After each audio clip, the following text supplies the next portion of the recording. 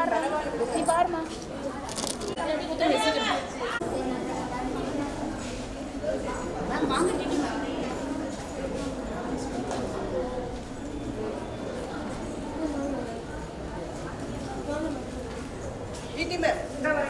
Please come fast.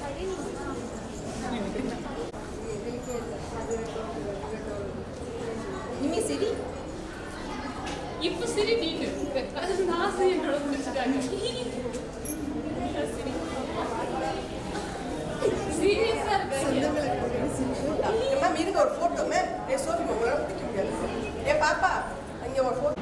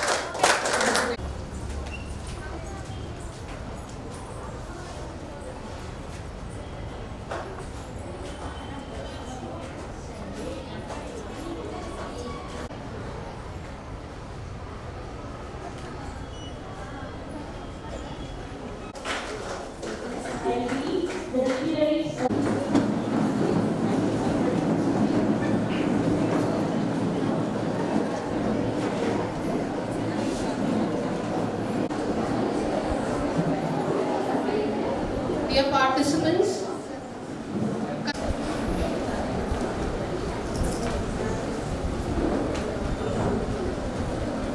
the journey of 1,000 miles begins with a single step, says the Chinese philosopher Lao Tzu. Here we are gathered to embark on a journey towards creative, innovative and thought-provoking discussion. A pleasant morning everyone. On behalf of the PG and Research Department of English and IQAC, Kalaignar Karunanidhi Government Arts College for Women Pudukkottai, we take immense pleasure in welcoming you all to Delta25, a 2-day international conference on the digital divide, language, literature and translation.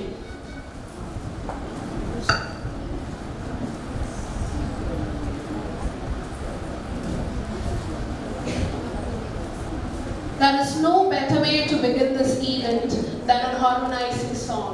We welcome the students of our department to sing a prayer song and college song.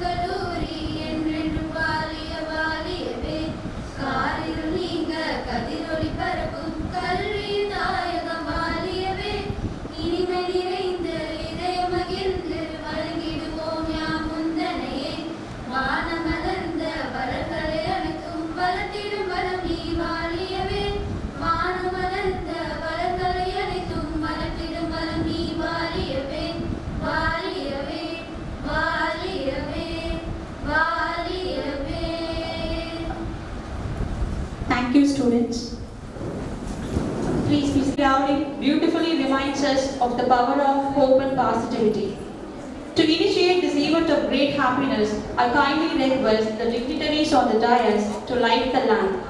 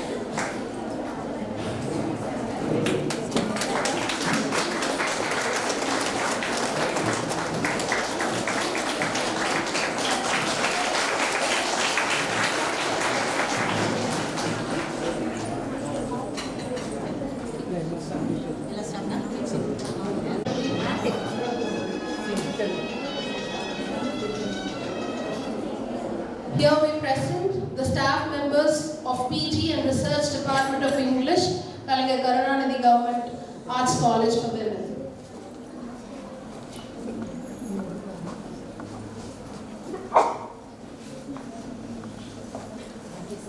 Thank you, Deputy. Small cheer and great welcome makes a merry fest, says Shakespeare. I would like to invite Dr. C. Valayamal, Head PG and Research Department of English, to welcome the gathering.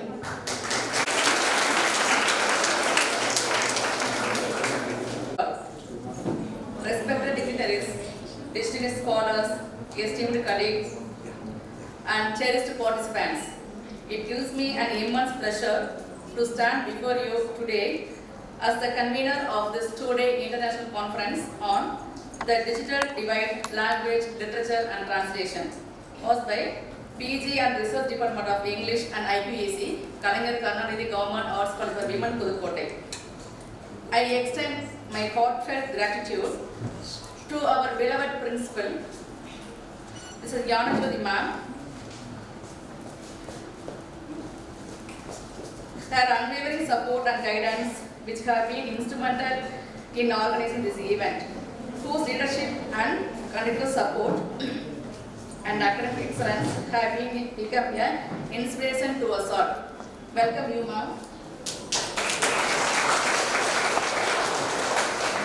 It is my honor to welcome our distinguished keynote speaker, Dr. Justin James, from the University of Technology and Applied Sciences, Sultanate of Oman. Sir, we eagerly await your insight on bridging the digital divide in teaching and learning English language and literature. Welcome you, sir. And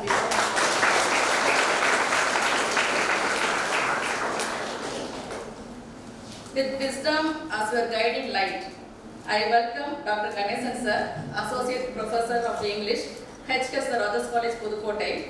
Your words uplift a beacon of knowledge. Welcome you, sir.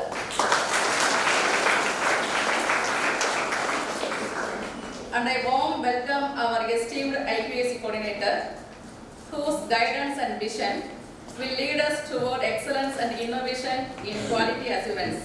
I welcome Mrs. Yenna Sumati ma'am, IQAC coordinator. Welcome.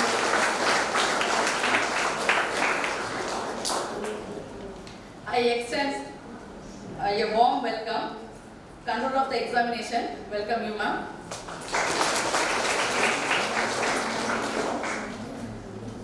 My heartfelt welcome to all the department heads and faculty members and my dear colleagues. Your leadership and collaboration are the pillars of our collective success, and we look forward to achieving a new milestone together. I welcome you all.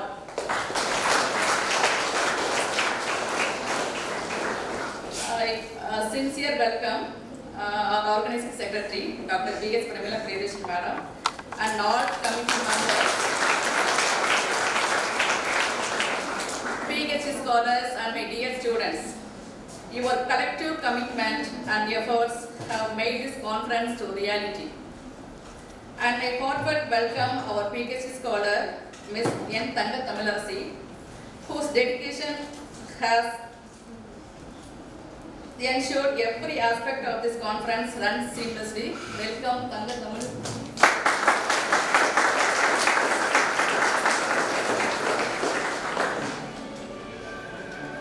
A special welcome to scholars, students, participants who have joined us from across the globe, both in person and virtually. Your presence enriches this gathering, bringing together diverse perspectives and fostering intellectual synopsis. Welcome you all. As we embark on this journey of intellectual exploration, let us keep our minds open to new ideas and collaborations. Together, let us bridge the digital divide and create a future where technology and humanities complement each other harmoniously. Once again, I extend warmest welcome to each of you. May this conference be a resounding success. Thank you. Thank you, ma'am. To give is to love. Now it is the time to honor the dignitaries. I request our principal, Jnanajyoti ma'am, to adorn the chief guest.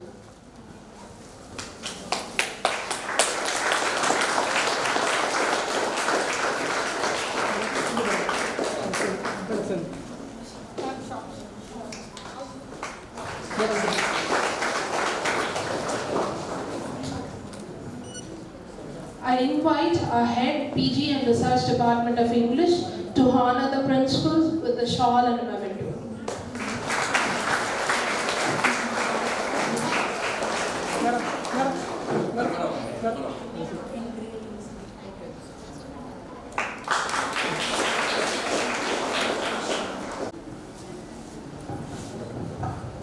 I invite our head PG and Research Department of English to honor the principal with a shawl and memento.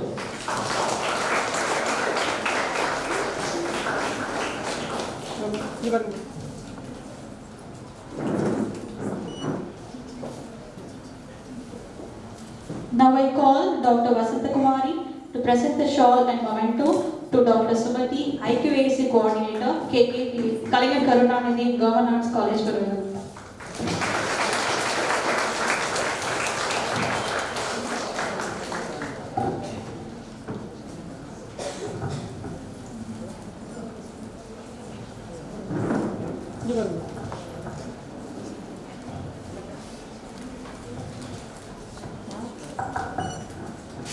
Now I request the organizing secretary, Dr. Pramila Priyadarshini, to present the shawl and memento to Dr. Ganesan, Associate Professor of English, the H.H. Rajas College, Pudukkottai.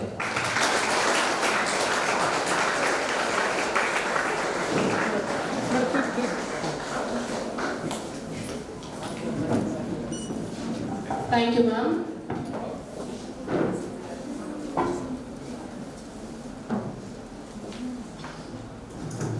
Witness the responses from the academicians, staff, research scholars and students for the conference. As a part of conference proceedings, we are happy to release the abstracts of Delta25, a two-day international conference on the digital divide, language, literature and translation. I now request Dr. Justin James to release the abstracts, which is to be received by the principal.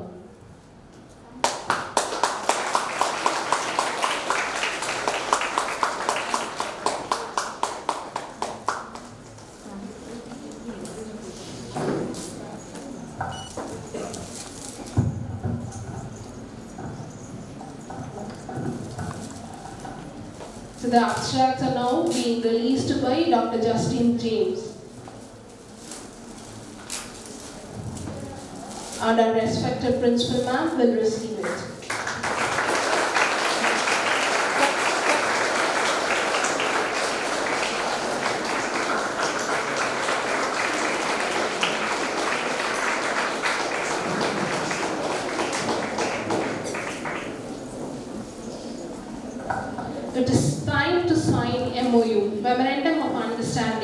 is made between ELTA, English Language and Literature Association of India, CETA, Chapter for Indian English Teachers Teaching Abroad, and the PG and Research Department of English, Kalaignar Karunanidhi Government Arts College for Women, Pudukkottai, Tamil Nadu, for training the PG students of English to improve their listening and speaking skills through information communication technology. I welcome the head, PG and Research Department of English, Dr. C. Balayamal and Dr. Justin James to sign the MOU.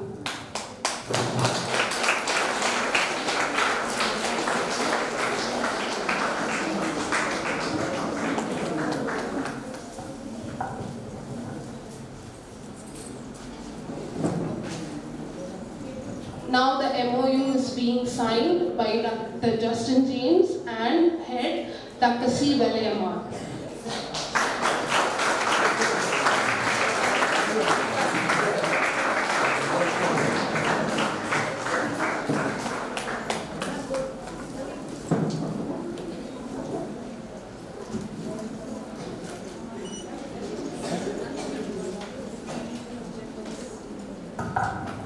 So the objective of this MOU is to train the PG students of English to improve their listening and speaking skills through information communication technology.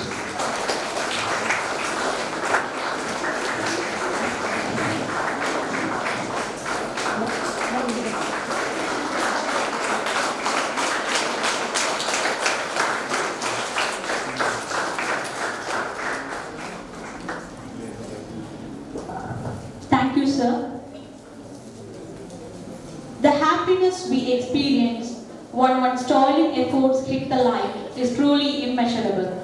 Now, it is time to unveil the book titled Film and Media Studies, a comprehensive book based on Tansky that is crafted and curated for the betterment of PG students. This book has been edited by Dr. Pramila Priyadarshini and Ms. Thanga Tamilarasi. I now request Dr. Ganesan to unveil the book and present it to the keynote speaker, Dr. Justin James. The book is being unveiled by Dr. Ganesan and it is to be received by Dr. Justin James. The book titled Film and Media Studies. It is a comprehensive book based on Tansky syllabus that is crafted and curated for the betterment of PG students.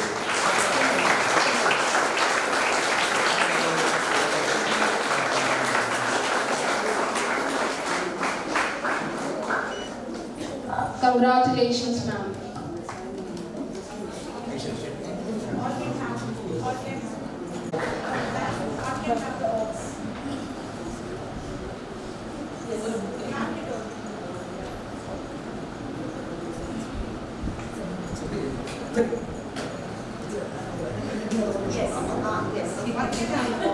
Yeah, the book is edited by Dr. Pramila Priyadarshini and Ms. Thanga Tamilarasi.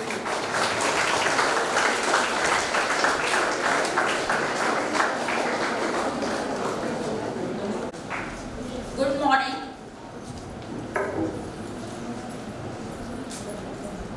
Good morning to the distinguished chief guest, Dr. Justin James and Dr. Ganesan, respected principal in charge, IQAC coordinator, head, PG and Research Department of English, heads of various departments, staff, and dear participants from various colleges and from our college. This is the first international conference in Kalaignar Karunanidhi Government Arts College for Women, Autonomous, Pudukkottai, jointly organized by PG and Research Department of English and IQAC. The broad area of the conference is Delta25, the digital divide, language, literature and translation, is likely to explore the key themes such as how digital technologies are imparting language diversity and access to information, the role of language in shaping online experiences and creating digital divides. The challenges faced by speakers of minority language in the digital world. The changing landscape of literary production, distribution and consumption in the digital age. The impact of digital technologies on literary quality and expression. The challenges and opportunities of digital platforms for authors, readers and publishers. The role of human translators in the digital age. Strategies for overcoming language barriers and promoting digital inclusion. The role of education and technology in bridging the digital divide. The importance of multilingualism and cultural diversity in the digital world. We have received more than 120 abstracts which covers language, literature and translation. It is really thrilling to note the overwhelming response throughout the universe. Since most of them wanted to present their paper but they were not able to come over here, the conference had been changed to hybrid mode. There are 4 keynote speakers. 2 of them are going to present offline and 2 of them are going to present online. They are sure to intersect with the various topics pertaining to digital era and more. Dr. Justin James, Professor, University of Technology and Applied Sciences, New Sultanate of Oman, will handle the session on bridging the digital divide, empowering teaching and learning English, language and literature, teaching in the digital age, bridging the divide in classroom practices. Dr. Manu Mangatu, poet, research consultant and literary theorist, Hyderabad, will handle the session on clearing narratives when the digital needs the medical in humanities.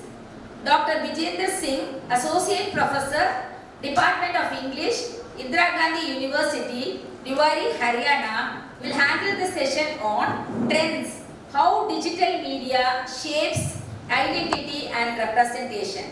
Dr. Dilip Bernard, Professor and Head, Department of English, Maharaja Krishna Kumar Singhji, Patnagar University, Gujarat, will handle the session from mission translation to generative AI, bridging the digital divide in literary translation. The conference will have presentations on these and other related topics. It's sure to provide a platform for researchers and practitioners to share their insights and expertise on the digital divide and impact on knowledge, literature and translation. I am sure that these 2 days will be evergreen in your mind since it will create an everlasting impact and everyone will carry with you a lot of new ideas and innovations. Thank you. Thank you, ma'am, for your clear-cut elaboration of the conference. As a proud Dr. Justin James, lecturer in English and e-learning coordinator at the University of Technology and Applied Sciences, Nizwa, Oman. We are truly honored by your presence amongst us, sir. I now call upon Dr. Sagaya Sophia to kindly introduce the keynote speaker of today's event, Dr. Justin James.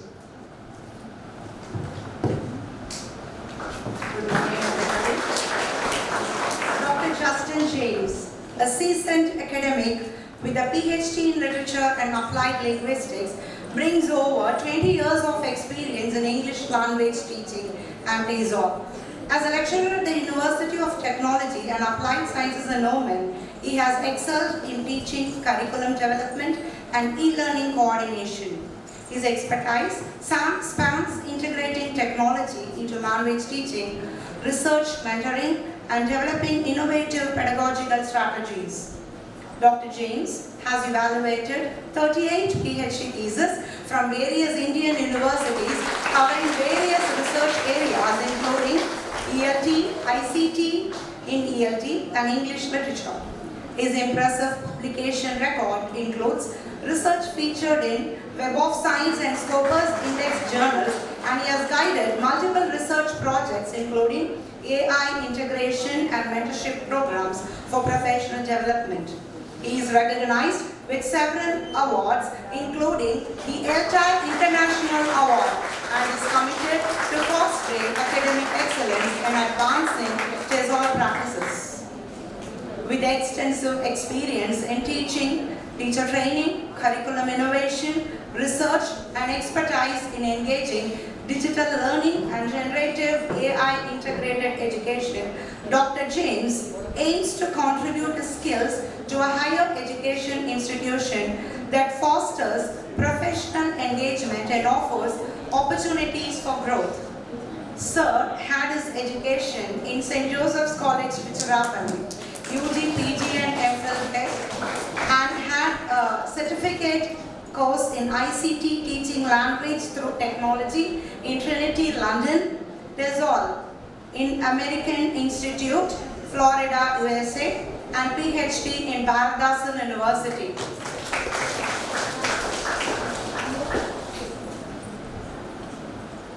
Sir, when we are talking about his academic and administrative experience, he is a lecturer, we know, and apart from that, Sir is e-learning coordinator, Preparatory Study Center, University of Technology and Applied Sciences. And Sir, to mention a few, because the list goes on, he is also e-learning coordinator as well as multimedia and technical writing 1 coordinator, public speaking coordinator, TOEFL coordinator, etc.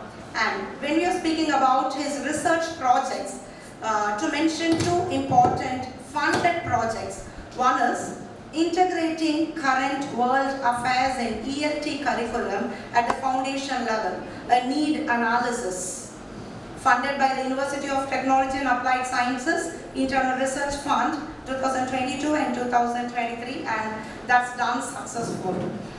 Then, leadership perception and its reflections on staff performance and student outcomes, and this is also a funded research and it was successful. And currently, Sir is working on independent research projects and it's going on. The title of both the independent research projects are AI Anxiety among Preparatory Study Center, Teachers Preparatory Study Center, the University of Technology and Applied Sciences, ISWA. And the second one is a collaborative structured mentorship program for effective teaching and professional development, a need analysis. Sir has edited many research books and publications. To name a few titles which are of our interest and that will help us: Voice Assistance, Future of Interaction.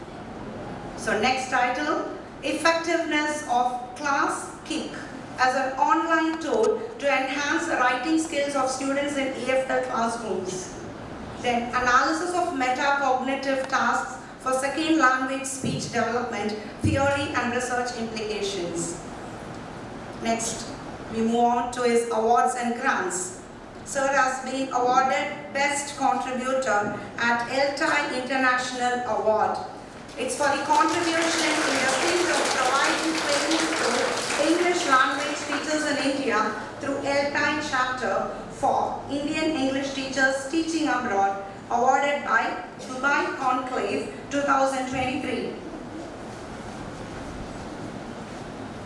And next, regarding his professional affiliations, Sir, we need to give a round of applause. He is the founder, president of Delta CETA, that is English Language Teachers Association of India, and chapter for Indian English teachers teaching abroad. And Sir is a life member at American Studies and Research Center. And Sir is editorial board member and research reviewer in various blind peer-reviewed journals. And to add to his feather, he is the PhD external examiners in almost all the Indian universities. And regarding his presentations, Sir has at least presented 75 distinguished presentations as plenary speaker, keynote address, and online lectures. And apart from his academic, when we come to his volunteer services, Sir has served as voluntary army service. When he was in Pondicherry during 2000, Sir was Lieutenant II from Officers Training School, County Nagpur in 2000, and Sir has trained the cadets for the Republic Day parade. Thank you. So we have such a versatile person amongst us. Welcome you.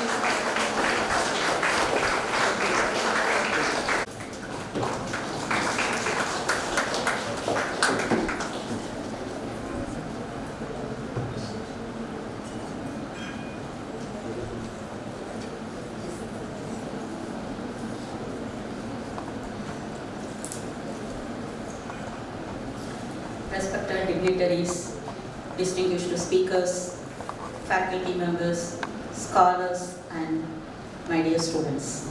A very good morning to all. It's a great honor and privilege for me to deliver the presidential address at the international conference Delta25, organized by the PG and Research Department of English and Internal Quality Assurance Cell of Karunanidhi Government Arts College for Women, Autonomous, Pudukkottai. First of all, my hearty congratulations to the head of the department, Dr. Delta25-Day, organizing secretary, Dr. Premila Puriyashini, and senior staff members of the organizing committee, Dr. Rasna Kumari, Dr. Sahaya Sophia, and all the other organizing committee members. Congratulations to all of you for your meticulous planning and untired efforts in bringing this conference to a fruitful one. Delta25, actually this is an event that symbolizes academic excellence and global collaboration.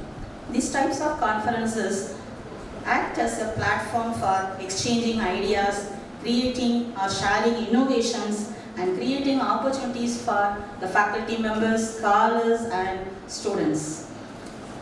English language, when we say, as we all know, it's a medium for global communication. People used to say the language and literature are always the mirrors of the society. They always exhibit the human experiences, emotions, all our aspirations and thoughts, and they always help us to shape ourselves. And the theme of this conference and the Delta25 is to explore the evolving dimensions of the language, literature, and their impact in this dynamic technical world. And today we are very much privileged to have distinguished speakers and scholars across the globe, both offline and online through virtual mode also. And I hope their expertise will surely help us to enrich ourselves and to have a better understanding and a deep knowledge of the particular subject. I'm sure that the discussions and presentations that are going to be held in this conference will bring out the innovative ideas and will create new academic collaborations among us and have new openings surely for the research scholars and our PG students. Actually, when we say the Department of English, our college has been established in the year 1969, and from that year itself, Part 2 English was started, and they don't have major department at that time. BA English was started in the year 1998, and the same year I too joined in the college in the same institution. So I'm very happy to preside over this function. The first batch of students were graduated in English in the year 2001, and now it's 2025. The 25th batch of BA English is to be graduated this year. So it's a remarkable milestone in the history of the Department of English. They have, and this is the year 2025, they have named this as Delta25. It serves two purposes: the calendar year 25 as well as the 25th batch of this BA English students are to be graduated. So always it's a it adds a feather and it's a remarkable remembrance for every staff members working in the department. Actually, yesterday I was speaking with former head of the department, first head of the Department of English, Dr. Mrs. Vijaya Grace Madam, and she was actually the former principal and the former RGD of Trichy Collegiate Education. And actually, when we are talking, she was very much astonished to organize the international conference, and she shared her wishes for all the staff members and students. Actually, she shared so many experiences, and as well as Devaki Madam, and she also spoke with me. So they were the pillars of this college, starting from 1960. Madam joined in 1970 and Devaki Madam joined in 1972, and till 2006, Vijaya Grace Madam served in this college. So more than 34 years she served here, and then she was promoted as Collegiate of Education Trichy region, and she served till 2007. So her retirement was in the year 2007, and now it's 2025. Still now, she think of this college and the department. So it's actually a blessing for all of us. So really, Madam, both of us, they blessed us, as well as our former principal Madam, Sugati Madam. She shared her wishes, as well as all the previous staff members, Vasanta Madam and Magdammal Madam and Muttamai Madam and Renuka Devi Madam. All the staff members shared their blessings and wishes for the success of this event. So I want to share this at this juncture. So I too wish this conference to be a milestone in the academic journey of the English department. I request all the scholars, faculty members and students to make use of this opportunity to broaden our academic horizons. So let this be a source of inspiration for all the future endeavors, not only for the department, and also for the college, since this is the first international conference organized in our college after all these years. So I wish a very grand success. I wish you all the very best. Thank you very much. Thank you, ma'am, for your words of encouragement and motivation. We are pleased to welcome the esteemed professors who are here to add feathers to the cap of Delta25. Now I request Dr. Ganesan, Associate Professor of English, the H.H. Rajas College, to felicitate the gathering.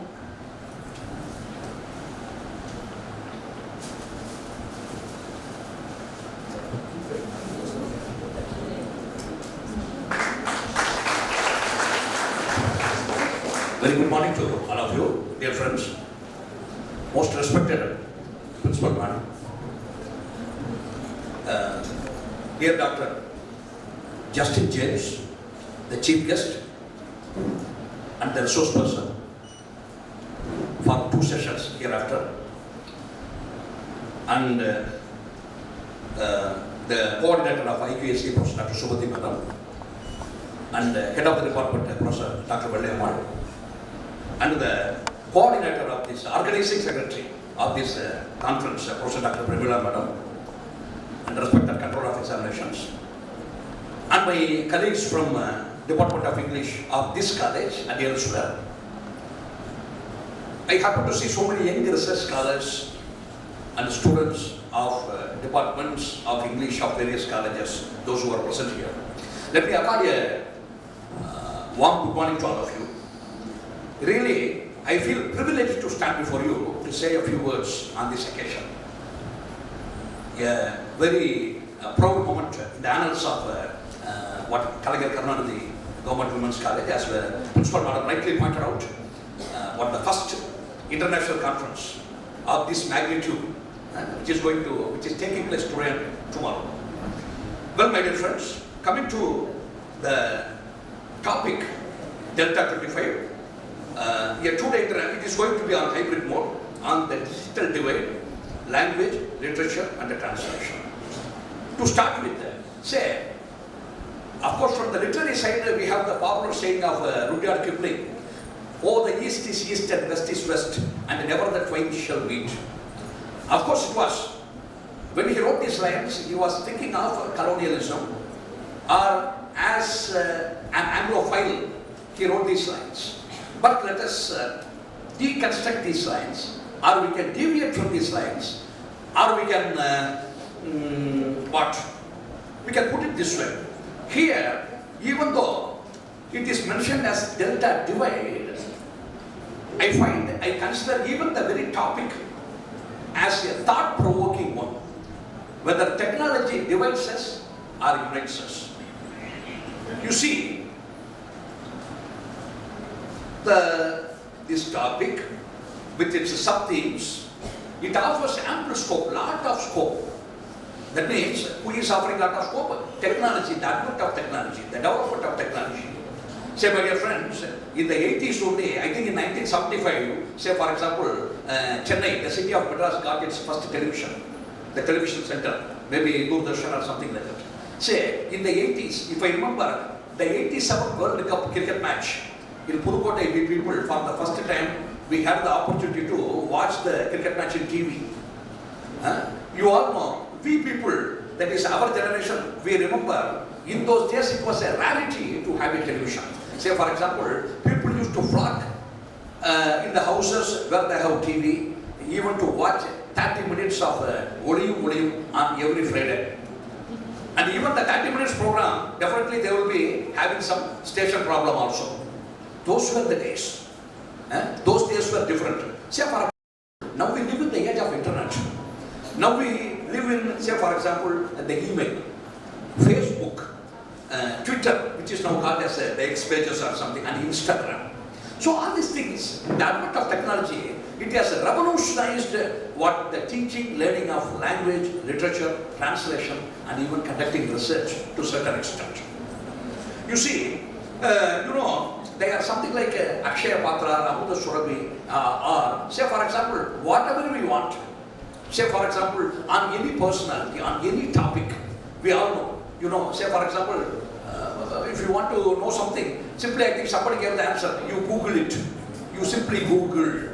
Okay, that was the answer given by an eminent personality. So something like that. We live in the age of information explosion. And you see, again, though it has been called as a digital divide, say for example, we can exploit the potential offered by what the technology, what to study language, literature and translation. Of course, Professor Dr. Justin, what he is going to say in special lectures about, say for example, teaching language, learning language, and we have institutions like LTI, and we have English language, teaching, learning abroad, so many institutions they mention. And we all have our language labs in our colleges. The language labs, say for example, we make use of headphones and all the technological advancements offered by science to chisel our language learning or language speaking or even our communicating ability. To improve our communicative ability, who comes to our rescue, who helps us? Technology, the digital world. Again, coming to literature, again say for example, apart from even we have so many, from the practical point of view, we have so many online magazines, online research journals that also come under the digital world, under the rubric of digital world. Say for example, gone are the days of only the printed manuscripts, printed research journals. Now we have plenty of hundreds of thousands of research journals, online research journals in different subjects. And even for us, we, the scholars, our teachers, learners, researchers, those who do conduct research in English studies.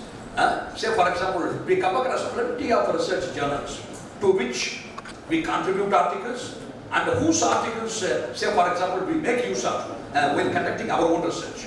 So again, in the literary aspect also, say for example, immense is the contribution of the digital world. And coming to translation, say, my dear friends, we humans, we translate from one language to other language, and we all know target language and source language, all these things. And machine here also, we also know, say for example, I don't know typing in Tamil, but we all know Google Tamil tools. If we go and simply if we type it, definitely we get it in Tamil.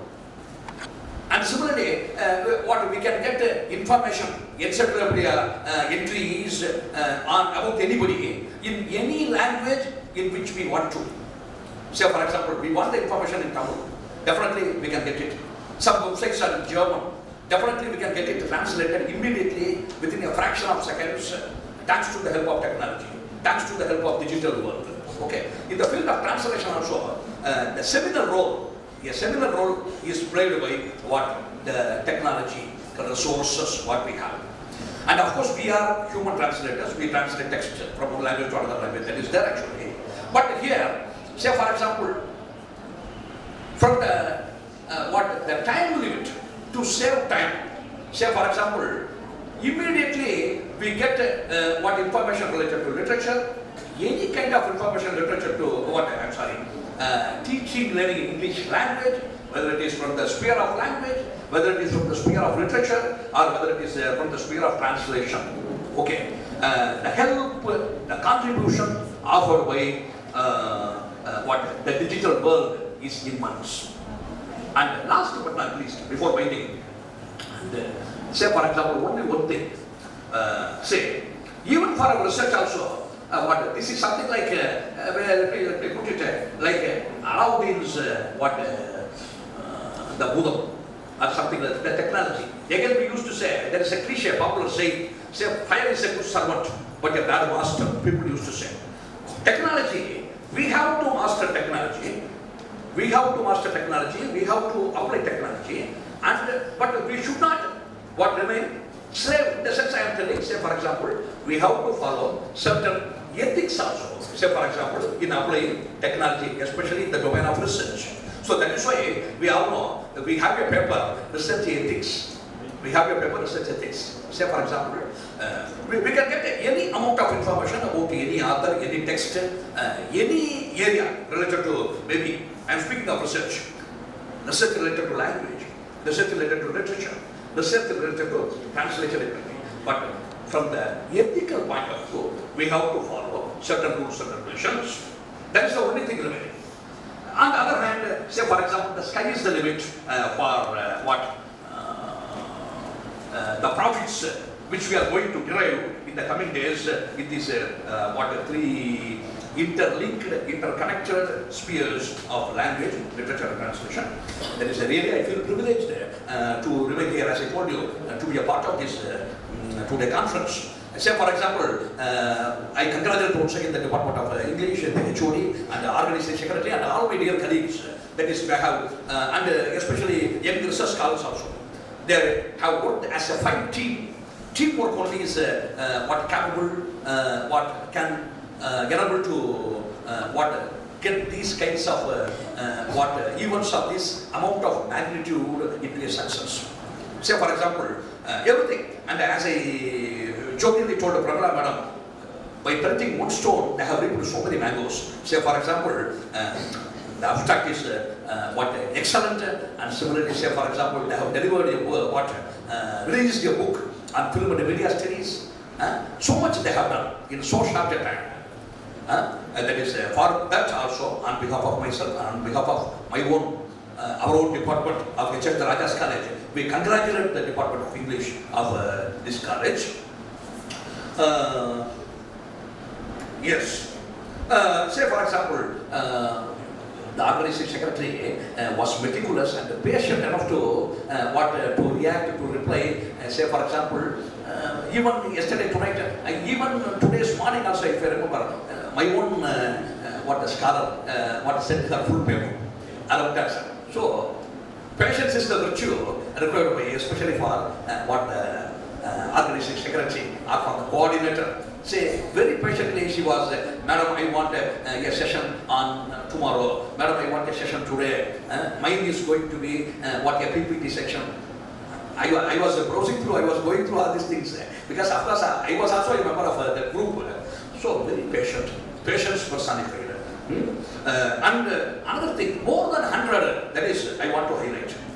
Some may be doing it by online, through online. But still, more than 100, 125 or something like that, Madam can correct me, that is, it is an impressive number in the present scenario. There is paper percentage. I am sure almost all of them, she received more than, say, around 125 research articles. It is not a joke. It is a great credit for the department and for the organization secretary and for the college. with these few words, I thank the organizers for this opportunity to deliver this felicitation address. Thank you very much. My best wishes for the success of this two-day conference. Thank you, sir, for your wonderful words. We thank you once again for being the mentor and support in organizing the conference. Alone, we can do so little. Together, we can do so much. This event is a testament of collaborative event. Now, I welcome Professor N.S. Sumati, IQAC coordinator of our college, to give the felicitation address.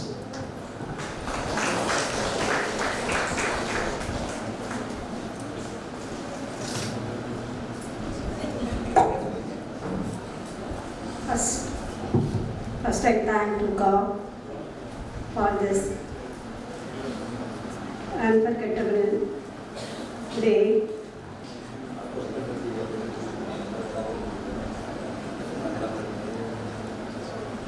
Respected Principal Madam and our Chief Guest, Dr. James Justin Sir, and Organizing Secretary Pramila Priyadashini Madam, Head of the Department Dr. Kalaignar Madam, and Ganesan sir from Rajas College, then organizing members Dr. Vasanta Kumari Madam and Sagaya Sophie Madam, and all the staff members of Department of English, and participants from various colleges from English department, scholars, students, and all the staff members and non-teaching members. Good morning. In your invitation, Delta 25,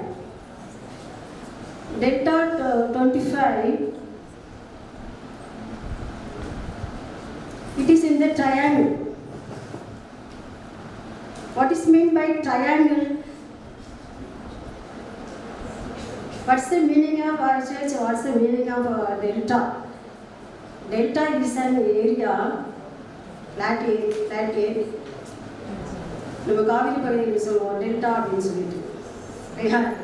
It is very auspicious, interesting and innovative. In your invitation, you put Delta 25 in a triangle. That means a river divides into smaller rivers and goes into the sea. That's the meaning of delta. And you mentioned language, literature and translation. It's important to you, me and us, for everyone. What is language? You know the English people, what is language?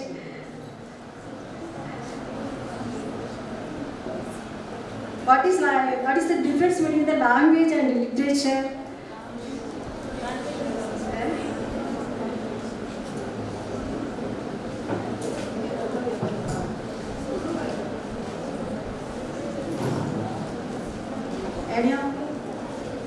Language is a method of communication.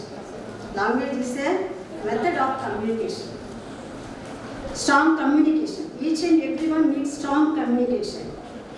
There is no communication, there is no use at all. Communication is the best thing. We are in the highly educated and globalized world. Each and everyone listening your communication, how to communicate to others.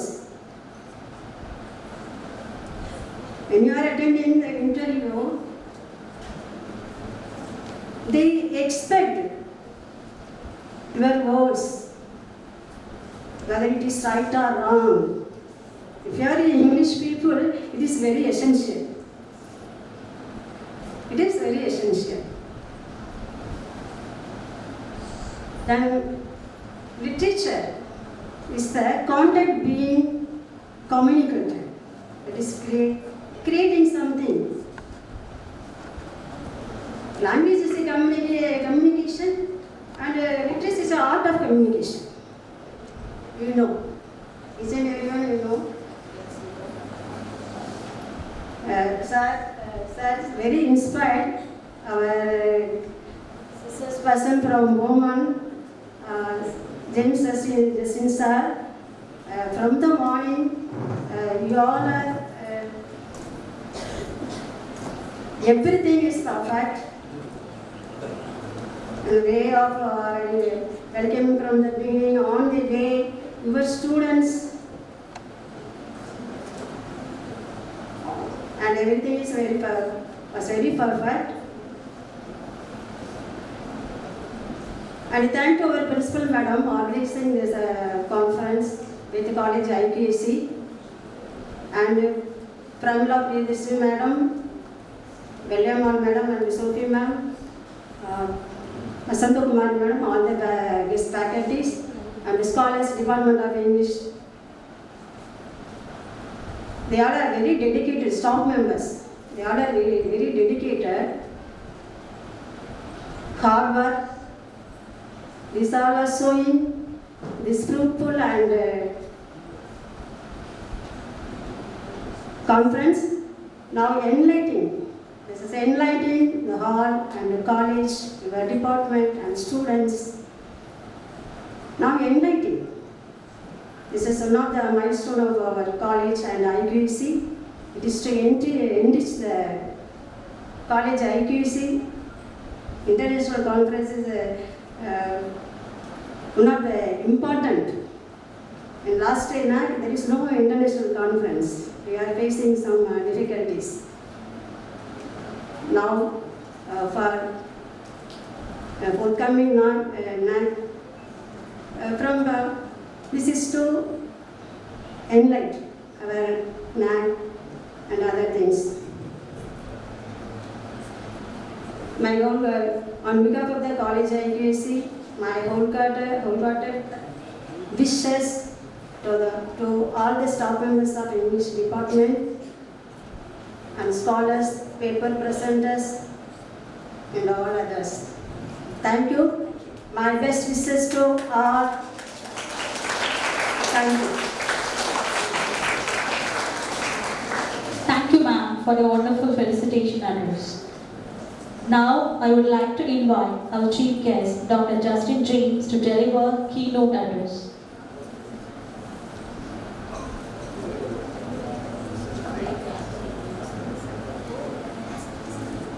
Our gratitude and remembrance. I heartily welcome Dr. T. Vasanta Kumari to propose a vote of thanks.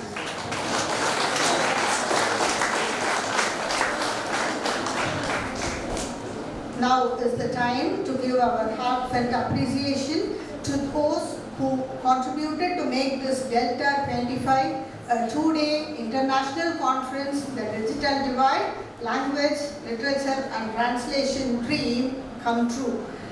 Warm greetings to the dignitaries on the dais and all the members of the dais. Education holds a very important position in life as it helps us to improve at the personal and social level by helping us gain useful skills, knowledge and training. It's really a great honor to have Professor Dr. Justin James sir amongst us today, who is an expert and e-learning coordinator who has come all the way from Oman to address us all. Thank you, sir. We are really privileged. We are really privileged by his presence as we feel lighted in having the LTI International Award winner for signing an MOU with the PG and Research Department of English, Karunanidhi Government Arts College for Women, Pudukkottai. And we are eagerly awaiting to hear more from the keynote address to add flavor on the expertise of the digital divide. Thank you so much for sparing your precious time and joining us today, sir. A special note to our principal in charge, ma'am, Professor S. Jyoti, for being a great leader and being so humble. and making yourself accessible to all. And really we are very grateful to hear that so many people, our former principals and head of the Department of English, have blessed us on this occasion. Thank you so much, ma'am. Next, I would like to thank Dr. C. Kalaignar, the head of the Department of English, for her never-ending guidance and support to make our department unique among all the departments in the college. Congratulations and hats off to our organizing secretary of the two-day international conference, The Digital Divide, Language, Literature and Translation, Dr. B.S. Pramila Priyarashni.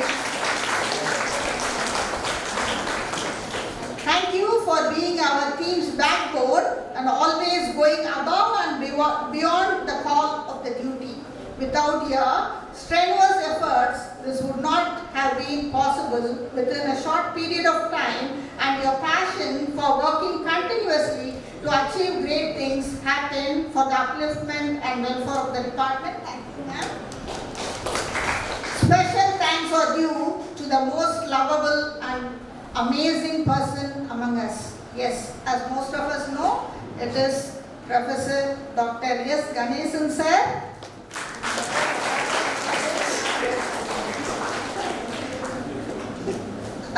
We are really overwhelmed with gratitude for the tremendous support forever, and we are really happy to have you today amongst us, sir. For this is the milestone of our department, and as you said, Pramila ma'am is having so much of patience and understanding. I would say you are having so much of patience and understanding for all the queries which we readily ask you. Thank you so much, sir.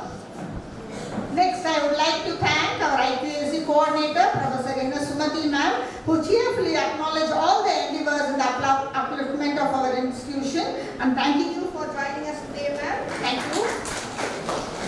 A special word of thanks to Ms. Tanga Tamilarasi for being the part of the release of this book and the content of the conference. Thank you, Preeti.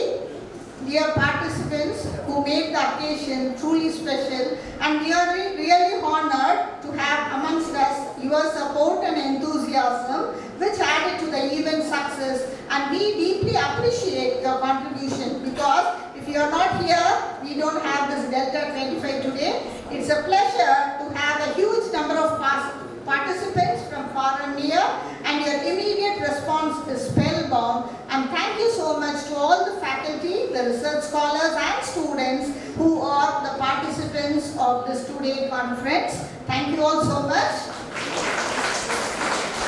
I deem it a great pleasure to thank all the heads of the departments from our college, from other colleges, the staff members of our college and other colleges, and the teaching as well as non-teaching staff who have joined us today for this occasion. The Delta 25 team comprising of the staff, research scholars and students of our department making it possible. Thank you. To the various committee members who are working vigorously, and a special appreciation to Dr. B.S. Purni and Sneha Jansi who are working in the MC desk along with their team. And thanks to the endless efforts of the technical people who are working here tirelessly from yesterday afternoon for making this program a grand success. Once again, I thank you all for making this function a grand success. Thank you, ma'am, for your words of gratitude. Dear participants, we are pausing the conference for a short tea break. You are requested to collect the refreshments from the volunteers in new COU office. The conference will begin at 11:45 sharp. I repeat, the conference will begin at 11:40 sharp.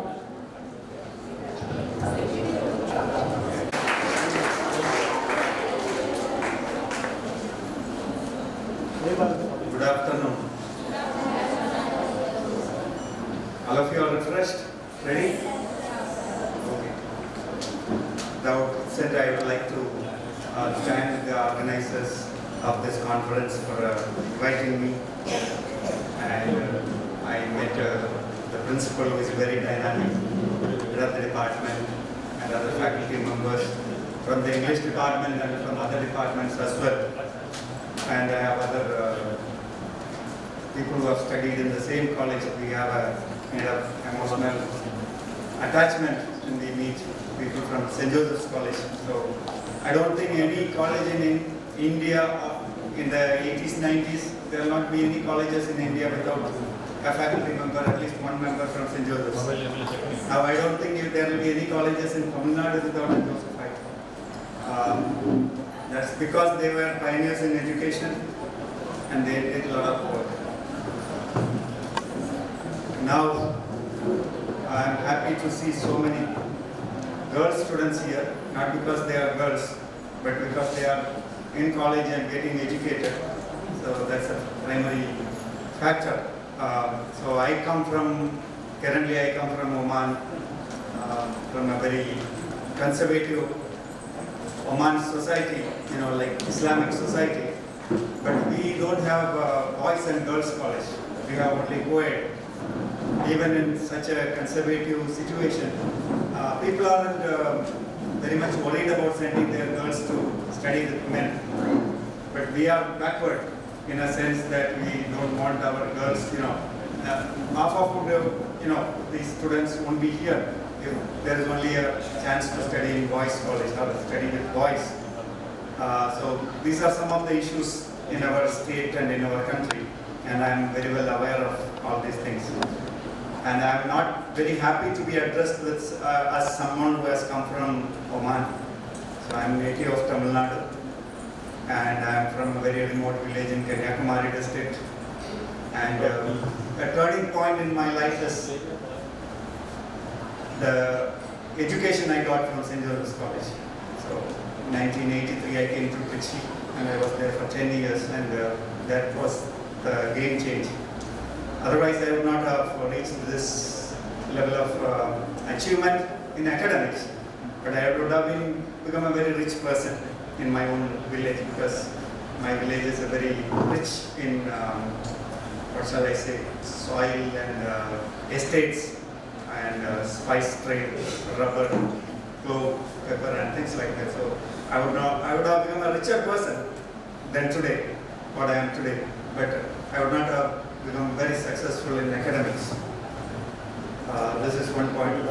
When it comes to girls' education, though many of our girls are coming to the university, but when it comes to handling crisis, we are a bit backward, because though we are educated, we are not in a position to handle crisis because we are overprotected and everything is done to us. If I compare my Omani students, they can handle things of their own. Girls can arrange their own accommodation, their own transport. In case they are sick, they can go to hospital, arrange everything by themselves using the mobile device. Whereas here, you are under protection all the time for various cultural, social reasons. In one way, maybe it is good, one way it may not be that good. So the women's empowerment, people speak a lot about that, but that is not happening, unparalleled with the kind of education we get. So this is one issue. Secondly, handling crisis is not something that comes through education alone, but through various levels of understanding the society and even understanding the legal position we have in our society, understanding basic law, basic fundamental rights. As a human being, what are my rights? As a woman, what are my rights? So knowledge in these lines are very important to empower one's own self. It is not empowerment. Maybe I speak of empowered women. I can find that my great-grandmother was, people of their generations they were more empowered than people like you all here.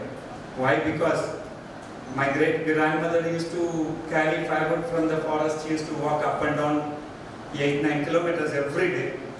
She had children, looked after them. She had her children married, then her grandchildren and great-grandchildren she could look after. So if you compare that, where are you today? So this is a very serious question. So you all think that just because you have a degree in hand, a job and a mobile in your hand, you are very powerful. You are not. I mean, comparatively. So the kind of native power women had in our country, it has eroded long back. Now we have a kind of hybrid, socially hybrid human beings, struggling a lot to make a living as well as to live a very confident life. So education should consider these requirements and try to help the women of our country to get good education and become individually empowered, socially empowered, so that the society will move forward in a better way. Why particularly I talk about this is because of the violence against women and society, like Tamil society, which is supposed to be culturally very much evolved over the years. So having a 5,000-year background of language and literature backing, that's a very strong cultural investment we have. So with that, if we are not able to reduce or minimize the violence against women that is happening in our society on a daily basis, it is something worrisome. So these are all something connected to digital divide. So it is important to analyze. I used to hear this term digital divide very often and I never explored much. But because I am supposed to address this conference, what I did was I did a little bit of research and try to learn. So I am not an expert in this particular field, though I am good at ELT and teaching literature. So this is the first time I started exploring, and I am going to share some of the ideas I learned or some of the issues I understand as I go through these literature as well as other aspects of society.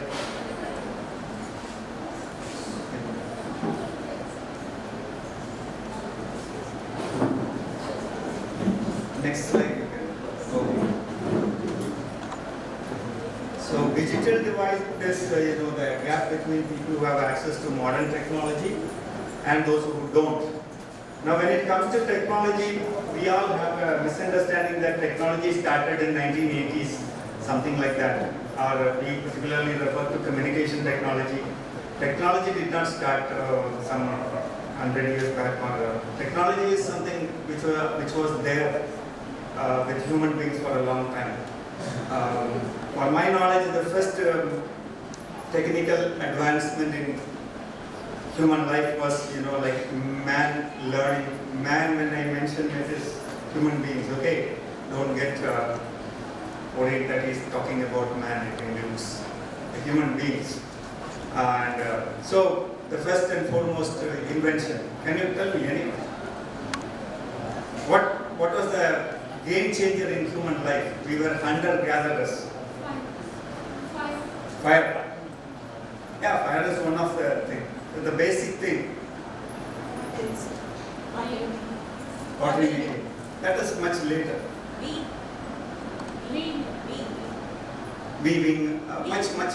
Wheel. All those things came much later. Iron. Fire was there. Huh? That is latest now. Yeah. Wheel was also one of the inventions. Technical means, so I am unable to, giving a different, what shall I say, meaning for technology. The first one was, hunter-gatherer. I gave a good clue. From hunter-gatherers to, they started growing their own food. Yeah, they watched nature and they found that seeds are sprouting and all, they collected seeds and started agriculture. So agriculture was the one which brought societies together, and they did not struggle much or risk their life to catch an animal and eat, so they could grow their own food. So that's why now all our government is towards vegetarianism. Okay, and something on WhatsApp now it is going on, bringing something very special. Okay, so they are taking us backward to maybe another 20,000, 30,000 years back. Okay, not 100 or so. Human beings have advanced, and technology in a sense that what is unnaturally advantageous to us, that is technology. Okay, so you climbing a tree and plucking a coconut is a natural thing. But you train a monkey and send it up, like Thailand people, ask the monkey to pluck coconuts for you, it is technology, you understand? So what human beings can naturally do, what they can do otherwise. Extending, so satisfying their needs through an external source. So that is technology. So therefore, digital divide is not something that is, the basic digital divide started much earlier in human life. People who could access good land to cultivate, and people who lived in the desert, they were depending on, so many things were happening in human life. So it's important to have a little bit of knowledge about anthropology, right? And we say that Dravidian culture, where did we come from? Any idea? We all came from Ethiopia and Eritrea, African origin. So it will be a surprise for you, isn't it? So 80,000 years out of Africa migration. So our great grandfathers and grandmothers migrated from Africa. There is clear genetic mapping has been done, Eritrea, Ethiopia. So don't think that, over time our skin color changed, our hair texture changed, all those things changed because of the food we had and the climatic conditions we were living. So therefore, we have to understand certain basic things when we are talking about caste differences and all. So you must have an understanding that you are a black African hundreds of years before. So anything here, upper caste and lower caste, these divisions are not very important. When you trace your anthropological parents, you are same. Okay? So be good at it. Okay? So have this understanding. So this is one way of bridging the digital divide. Understanding societal, cultural divide in understanding. This is very important. When you sit in Pudukkottai or 10 kilometers away from one village and you think that you are highly educated, your caste is the best in the world, then something is really seriously wrong with you. You are ignorant. I don't say that it's a big mistake on your part. It's out of your ignorance. Next one. Yeah, so in 20th century digital divide, that term digital divide started, people started using it. Then there was a divide between people who can access telephone, mobile technology, and those who could not use mobiles. So I remember I got my first BPL phone when I was in India. So Nokia 3310 was the first device I had, which we have come far away from that. So I have one of the latest AI integrated telephone today. So probably it is recording everything I am speaking now. So that is the kind of technology we have. But it is extended to financial inability to access technology. When I use the word access, it is buying technology. So some of you, maybe you are fighting with your parents and you have a latest mobile phone. But there are hundreds of people of your age in India who can't access to technology or internet even today. So this is something we have to understand.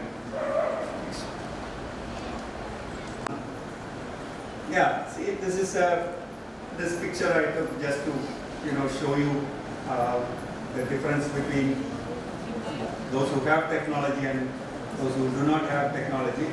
Particularly look at the faces of both the groups of people. They are very happy. These people are very unhappy because they don't have digital technology. In fact, who is really happy? I think they sleep better than those people who are having these technologies, isn't it? Okay, next slide. So financial problem was also included in the digital divide. So when I traced the history of digital divide, those who can afford, those who cannot afford. And also, sometimes we think that digital divide is there only in poor countries. No. In rich countries also, there are a lot of issues, people who can't access. And at least, India, we have people who don't suffer much when compared to America. People are sleeping in their cars. Some of them sleep on the roads permanently, day in and day out. So that is a much more serious problem than not having a mobile or internet, isn't it? So don't think that this is one problem only existing in our country. It is existing in America, Britain, and all the countries. So what are the problems of, or what ways it affects us? So it can affect mental health. It can affect education. There are educational barriers also. What the kind of literature you learn if you are a literature student in Pudukkottai will be definitely different from the kind of literature undergraduate students learn in Delhi University or Jawaharlal University or NCC, Chennai or Loyola Madras. And the kind of textbooks, the library facilities they get is different from what you get. So when it comes to Tamil Nadu, it is not, the economic problem is not much there. Government is spending a lot of money, but there are principals who want to retire without getting suspended, so they don't utilize any fund. So this is another problem in government colleges. So when they become principals, she's not here. No. Okay, this is one of the issues because they want to protect. Otherwise, they will lose getting their pension. There were principals who died without even seeing their pension benefits, because they were very active. They took money and spent on things, but they got into trouble.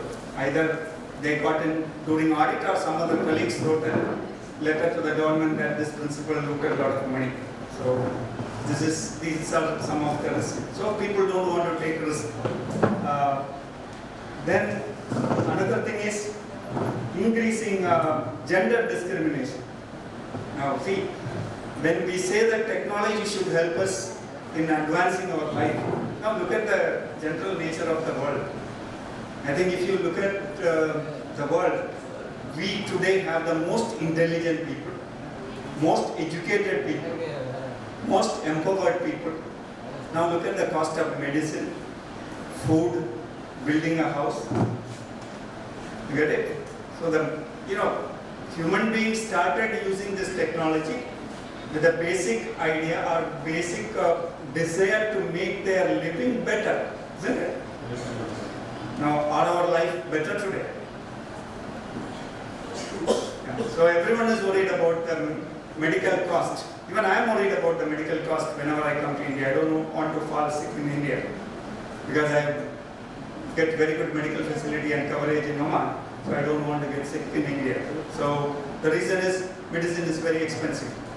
And the government argues that we provide all the facilities in the government hospital. You go to the hospital. If you can stand without closing your nose for 5 minutes, I'll buy you lunch. Okay? So, next one. So, digital divide in Tamil Nadu. So, I did a little bit of research and how it is working. Though the damage is very minimum when compared to Bihar or UP or other states. Okay? So, education also, right? There are top institutes in the country. Among the country is in Tamil Nadu, IITs, Anna University and other places. Whereas you have remote government colleges where they don't post regular teachers, and they run the institution for many years on guest lecturers.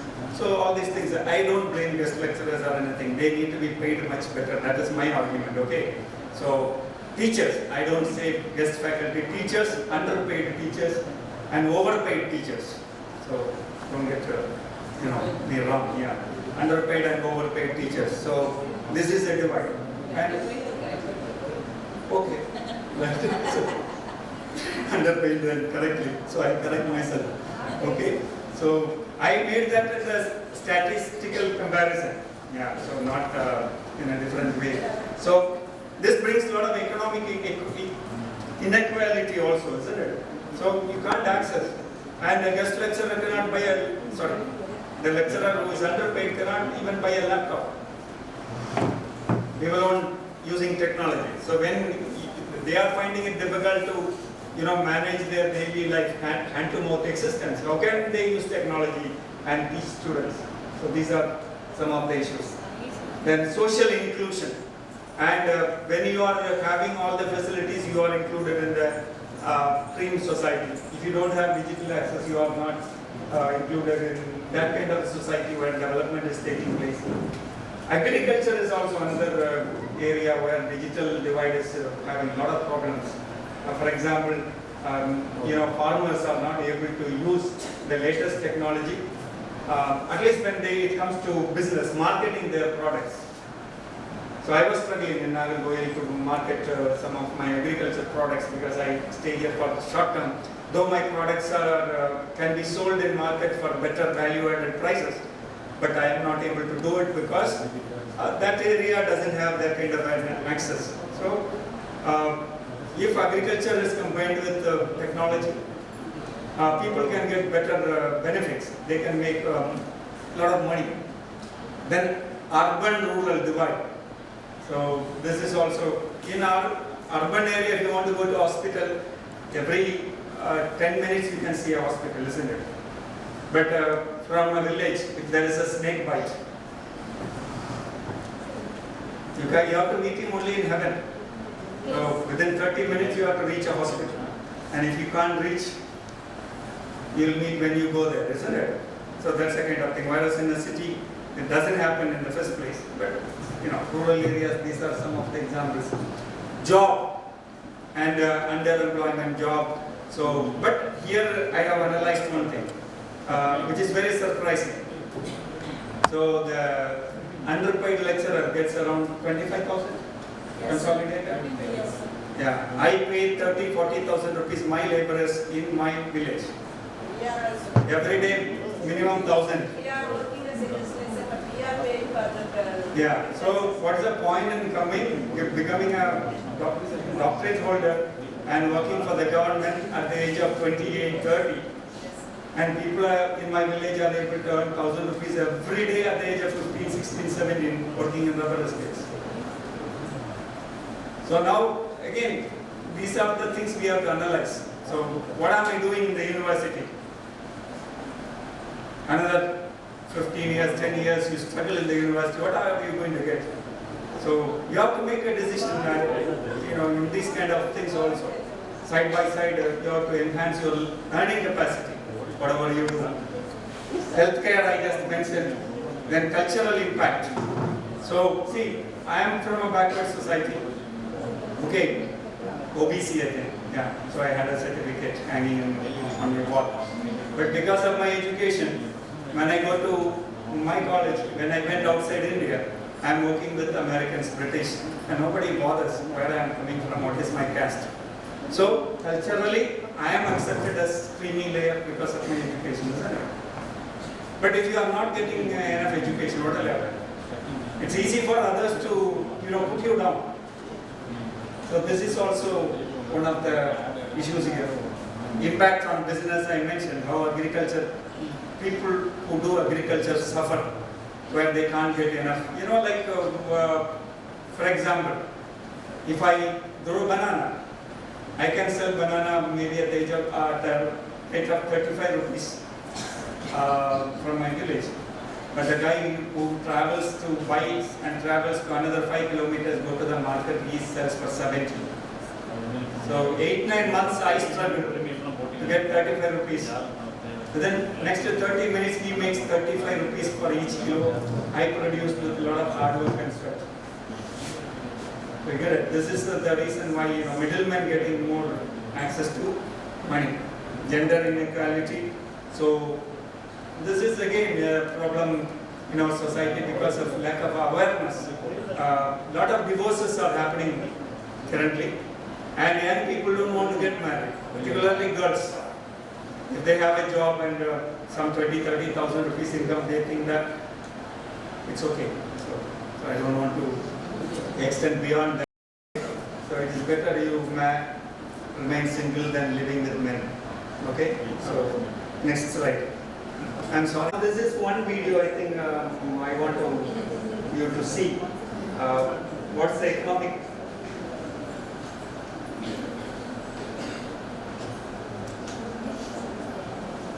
You know him, right? Who is this man?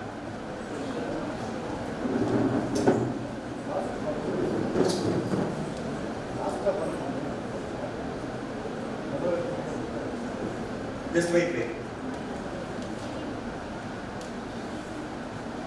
Just press control. Sometimes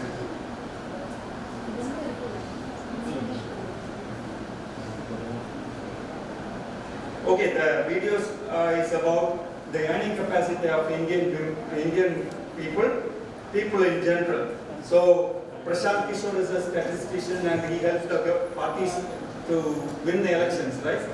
So his is a very correct statistics. You can just copy and paste it in the, leave it, I can just explain. The information he has given us that it is, last week I got from Instagram, the most recent speech by them. 60% of Indians struggle to earn even 100 rupees a day. 60% is 70 crore Indians. More than almost half of Indians, they struggle to earn 100 rupees. How many of you get 100 rupees? Not pocket money. By doing some work. Anybody here? Part-time job. Those who don't have part-time job, so you are among that 70 crores, okay? So, is it a good thing or a bad thing? Why it is a bad thing? You are a burden to your parents, right? And ultimately burden to yourself. So how to solve this? So when I talk about problems, I should be able to discuss some solutions also. Infrastructure development. So if you have a college, even I think most of the classrooms are traditional classrooms, and you can't move your furniture and sit for a group discussion, isn't it? So that way you must go for better infrastructure. Infrastructure development. Now I find a lot of infrastructure development in Tamil Nadu, particularly highways, because they want to support corporate companies do their business and transport their goods and commercial items as quickly as possible. Though because of that we are able to, I was able to drive from Madurai to Trichy 1 hour and 20 minutes through Natham highway. The road was empty. I was the only one driving.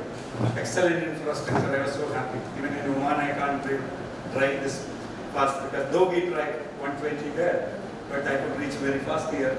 So that way some of the infrastructure developments are very high, whereas rural colleges, the funds are available, utility is also a problem.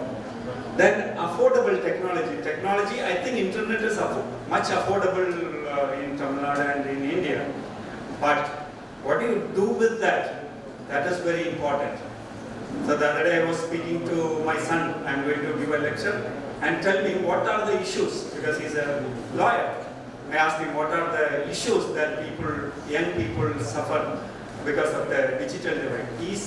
He gave me a very interesting perspective. The recording was there. I couldn't include that because of the technology. I'll narrate what happened between us.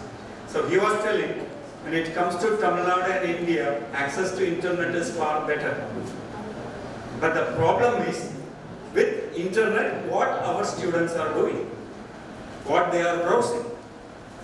So they are diverted towards contents that are not directly connected to their education. Mostly they are directed to sexual contents which are not blocked.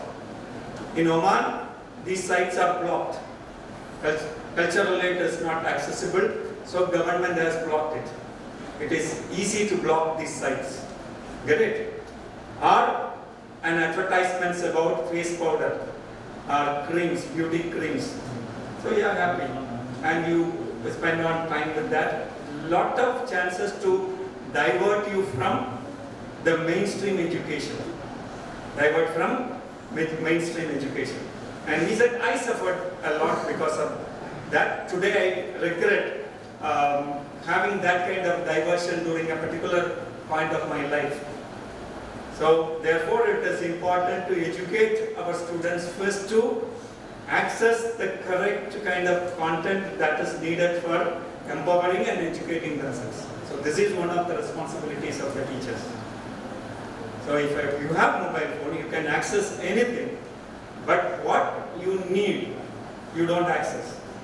So you can go to Oxford University, you can sitting at your home, you can reach American universities. There are free resources that you can access through your mobile sitting at the comfort of your home. You can do that. But you don't do that because it's not your mistake. I am not blaming you at all. The diversions are galore, that it is very difficult to change focus or orient your focus towards education. Then public and private partnership. Actually, public and private partnerships are there in very good top-rated colleges, but rural colleges are neglected. There are a lot of politics behind it, economic politics behind it. You know, you may be very intelligent. We are very happy to quote Abdul Kalam. He is from a poor family, from Ramanathapuram, and he is not a rule. He is an exception. Consecutively, 2-3 ISRO chairmen are from my district. They all claim that they studied in government school. They are very proud of it. Hey man, it is an opportunity. It is your luck. It is one of the rarest thing that happens in one person's life. It's not happening to every individual here. You get it? So we worship these things.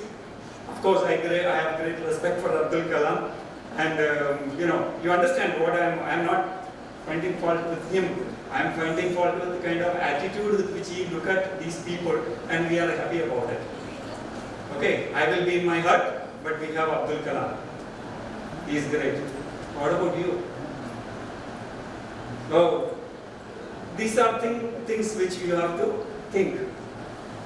Then developing localized content, maybe some of the browsing things can be translated, because this conference is partly translation related also. So it is also important to translate some of the, so that our people, our farmers, the laborers can benefit out of it.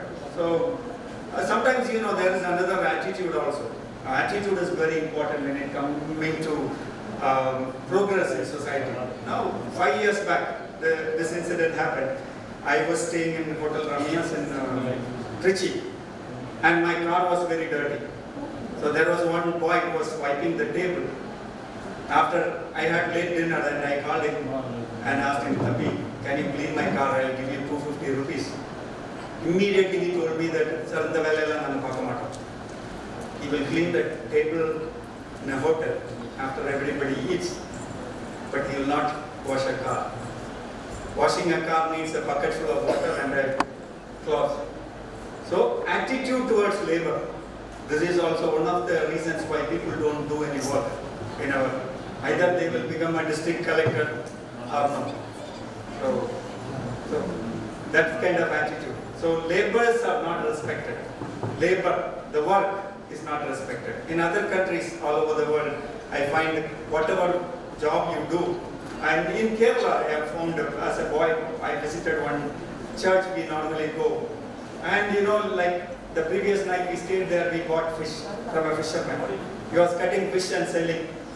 Next day morning in the church, I saw him wearing the very good dress, dhoti and a beautiful shirt, and attending mass. So I was really surprised. So his job is, as a person selling fish, is different from his cultural life, his social life. Get it? So he doesn't have any shame on selling fish. But the way he conducts himself in other areas of the society, it is highly respected. So they have that kind of a self-respect. You have to develop whatever job you do, you have to respect yourself and elevate yourself, and also respect people who are doing these jobs. So dignity of labor should be there. Then providing training in agriculture and business, how to grow something better, how to grow using natural methods, not using pesticides, and also making marketing things like that, and how to protect business. And you know, even today I have a problem. I can't handle money. Why? No one taught me how to invest or save money. They taught me it is important to earn money as much as you can earn. But undergraduate course, any course or preparatory courses, did they tell you how you can handle your money? I am struggling even today. I have no idea how to invest or what to do, because the knowledge of handling money is also very important. It is not that we worship wealth, a lot of wealth. You go to temple, you worship wealth. You go everywhere, you worship. But you don't learn to manage money. Money management is also something that need to be taught to the students. Next. What are its consequences? So, when you don't have, why it is important to learn English language? So why it is not important to learn Malayalam or Hindi here? Because today employment opportunities are the content that related to any employment is in English, and this is one thing. Second, socially also. And I tried this whenever I try to talk in Tamil, when I enter Chennai in a hospital or anywhere, when I talk in Tamil, people don't respond. Just I stand straight and start in English. Servant, what can we do for you? Right? This is it. So, you know, it is a foreign language. It's not our language. It's a language of British people or American, Australians. But today, we got it. So somehow or other we have to use it for our advantage. So therefore, learning the language, being proficient in it is very important. So, if you don't learn the language, see, if I tell you, and many of the young lecturers here working for many years, 5 years, 10 years in this position, how many of you are aware that after 10th standard, after plus 2? Yeah, thank you. How many of you are aware that you can write competitive exam, central services, SSB exams and get into the job starting consolidated pay of about 50,000 and above, and you can retire getting at least 2.5 lakhs rupees a salary? How many of you are aware? So you are struggling, you are English teacher in one university, 15 years you are struggling, waiting for Tamil Nadu government to regularize you. You are ready to go and sit in Dharna, but 2 hours you can't spend for 6 months continuously, brush up some general knowledge and sit for this competitive exam and go through SSB, Service Selection Board, Central Service Selection Board. You can become a sub-inspector police in Central CISF, you can in customs, in all good jobs. Who get this job? Most backward states in our country. Biharis get it. People from Odisha. Why? Because of their poverty, they run to cities. They struggle, get through the exam. Now we sit here and blame that the central government is pushing all North Indians into this job in railway station. So the statistics of Tamil Nadu people going through these competitive exams. So it is not that there aren't enough jobs. We are not getting enough information related to this. That's why reduced eligibility for competitive exams, because the lack of knowledge. So I know that fact that you will all listen to me today, eat lunch, go and sleep. That's all. And then after 24 hours, you will not see my image or whatever I said. So that is the nature of life. But this is, I'm not saying this as an advice. I'm just, showing you the current situation, the situation where you are in today, and how you can plan your life, come out of it if you want, or continue to be there happily. Wish you all the best. Then academic underperformance. So if you write an essay in the exam, final exam, Bharathidasan University, Pudukkottai. So let us take the example of a student from Holy Cross St. Joseph's writing the same exam in the same syllabus. Now you have autonomous, but who will get better marks? Yeah, why? Because their communication, probably because of the schools in city, Yeah, is much better. But whereas the students from Pudukkottai may not be able to be very successful, one or two may be very successful. I don't know the statistics, Madam would know. So how many, university ranks are coming. So now ranking is not there because it is autonomous college, right? So a university ranking system. Okay, whatever it is. So you can take the statistics and there's reduced employability. See, job not being there is another thing. Being eligible to become or get employed, employability. So whether you are employable, if I give you a job, will you be able to do it? So that is the question. And social and psychological impact. So we become, dejected because we are not able to progress in our education, progress through getting education. So we say that, okay, I'm limited. We ourselves limit ourselves psychologically and say that, okay, this is enough for me. And anyhow, after 30 or 40 or 60, I'm going to die. So I shouldn't, make much fuss about my conditions. Okay? So that kind of, and barriers to research and higher learning. So good research institutes, for example, how many of you know whether, maybe 60, 70 kilometers from here, Shastra Institutes. If you register for PhD, they give you 18 to 25,000 rupees per month stipend. Are you getting?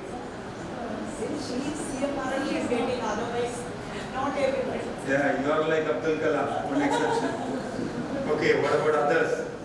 Okay, VIT is giving 28,000 rupees.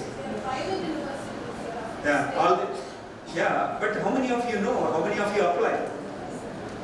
You get it? You understand? So, whereas if you go to Coimbatore, in all the universities, the PhD scholars are from which state? Kerala. They have got a very good network. I asked one of the scholars, how do you know? And RI Bangalore, mostly Keralites, they use all the important resources from our state. Why? Because first uncle will come to educate here. He will send his niece and nephew for PhD again. By the time he comes, he creates network with professors. He will one day scratch his head and tell him that my niece is doing MA next year. Can she come? So we don't have that kind of networking here. As a result, what happens? Our opportunities are being taken by smarter people who are smarter than us. So digital divide is not only having mobile or not having internet, but not sharing information. We don't have a network of sharing, supporting each other in these things. Then higher education opportunities, then widening urban-rural divide. So if you are educated, and if I go travel or go anywhere, nobody asks me, where are you from? Sir, where are you working? So they, from the language, from the way I talk, from the way I stand, they know this guy is somebody who is important. I am not a person of importance, I am just teaching and earning my livelihood. But the language has given me the power. The language has given me the identity. Today I was very happy, the kind of reception I got. I never got this even on my marriage day like this. Okay? So thank you for that. And what brings that? My language abilities. Isn't it? So you are receiving me because of that. So learning the language is very important. So what can we do? How to improve the language? Yeah. So developing localized content using translation. Now translation is not a difficult thing because you can just translate whatever comes. And nowadays I don't read Malayalam, but whatever reels I watch. I'm addicted to Instagram reels. Okay, every day. At least minimum 10 reels with breakfast, lunch, another 10, something like that. Okay. So don't think that you are the only one who are addicted to these kind of things. Everyone is addicted, and I am also addicted. So you can translate after the read. Sometimes news items I just click one button, translate. I can read very quickly. Translation, any language can be translated into your language or English. Then also bringing out books that talk about opportunities in local languages. Do I talk like a Dravidian? Government programs strengthen the state support programs, giving free laptops, which are given, isn't it? Also, I am not happy with giving free laptops. Laptops should be given in installments. Maybe if it is 30,000, government can sell it for 15,000. And students can, kind of subsidize and installment basis so that you do some work, wash some cars every day morning. So that's the biggest problem when I come to Tamil Nadu. So I don't get anybody to wash my cars. So you can earn money and pay for your laptop. English language training. Introduce digital English language courses in schools and communities also. So where if you have a club or something like that, you can introduce that. Then public-private partnerships, and some people are working on issues. If there is a company which is making profit in Pudukkottai, if they are making millions, you can go negotiate with them. Hello, come on, you are using our resources. You are making millions profit. Why don't you invest 1 crore, 2 crore for this particular college?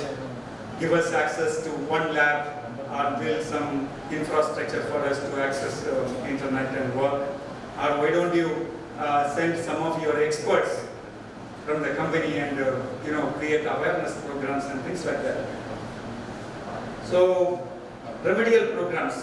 Remedial programs is like that, for example, if a particular group of problem in grammar.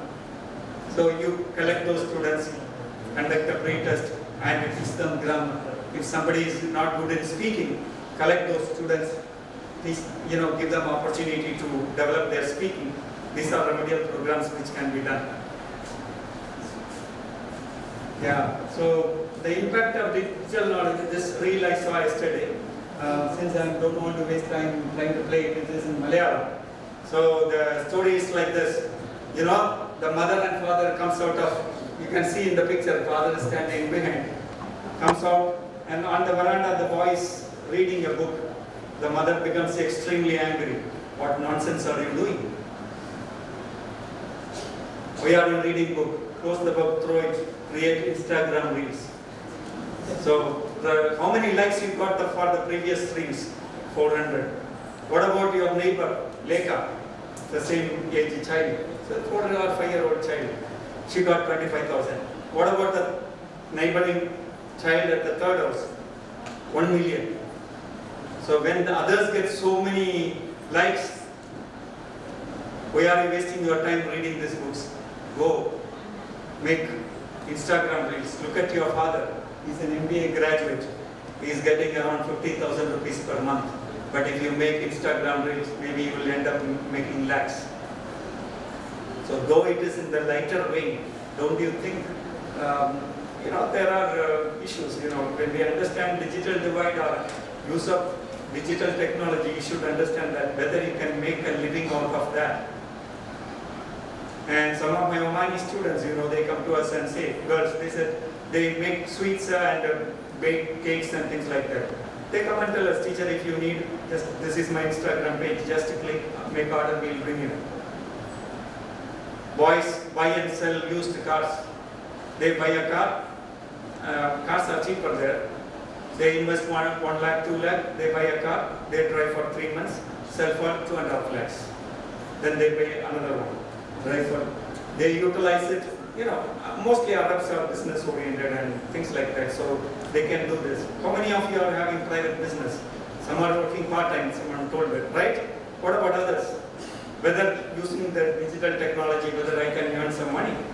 Or in my neighborhood, I am doing BA English. In my neighborhood, there are 20 children who are going to schools or government schools. Can I take little money from them and teach them English?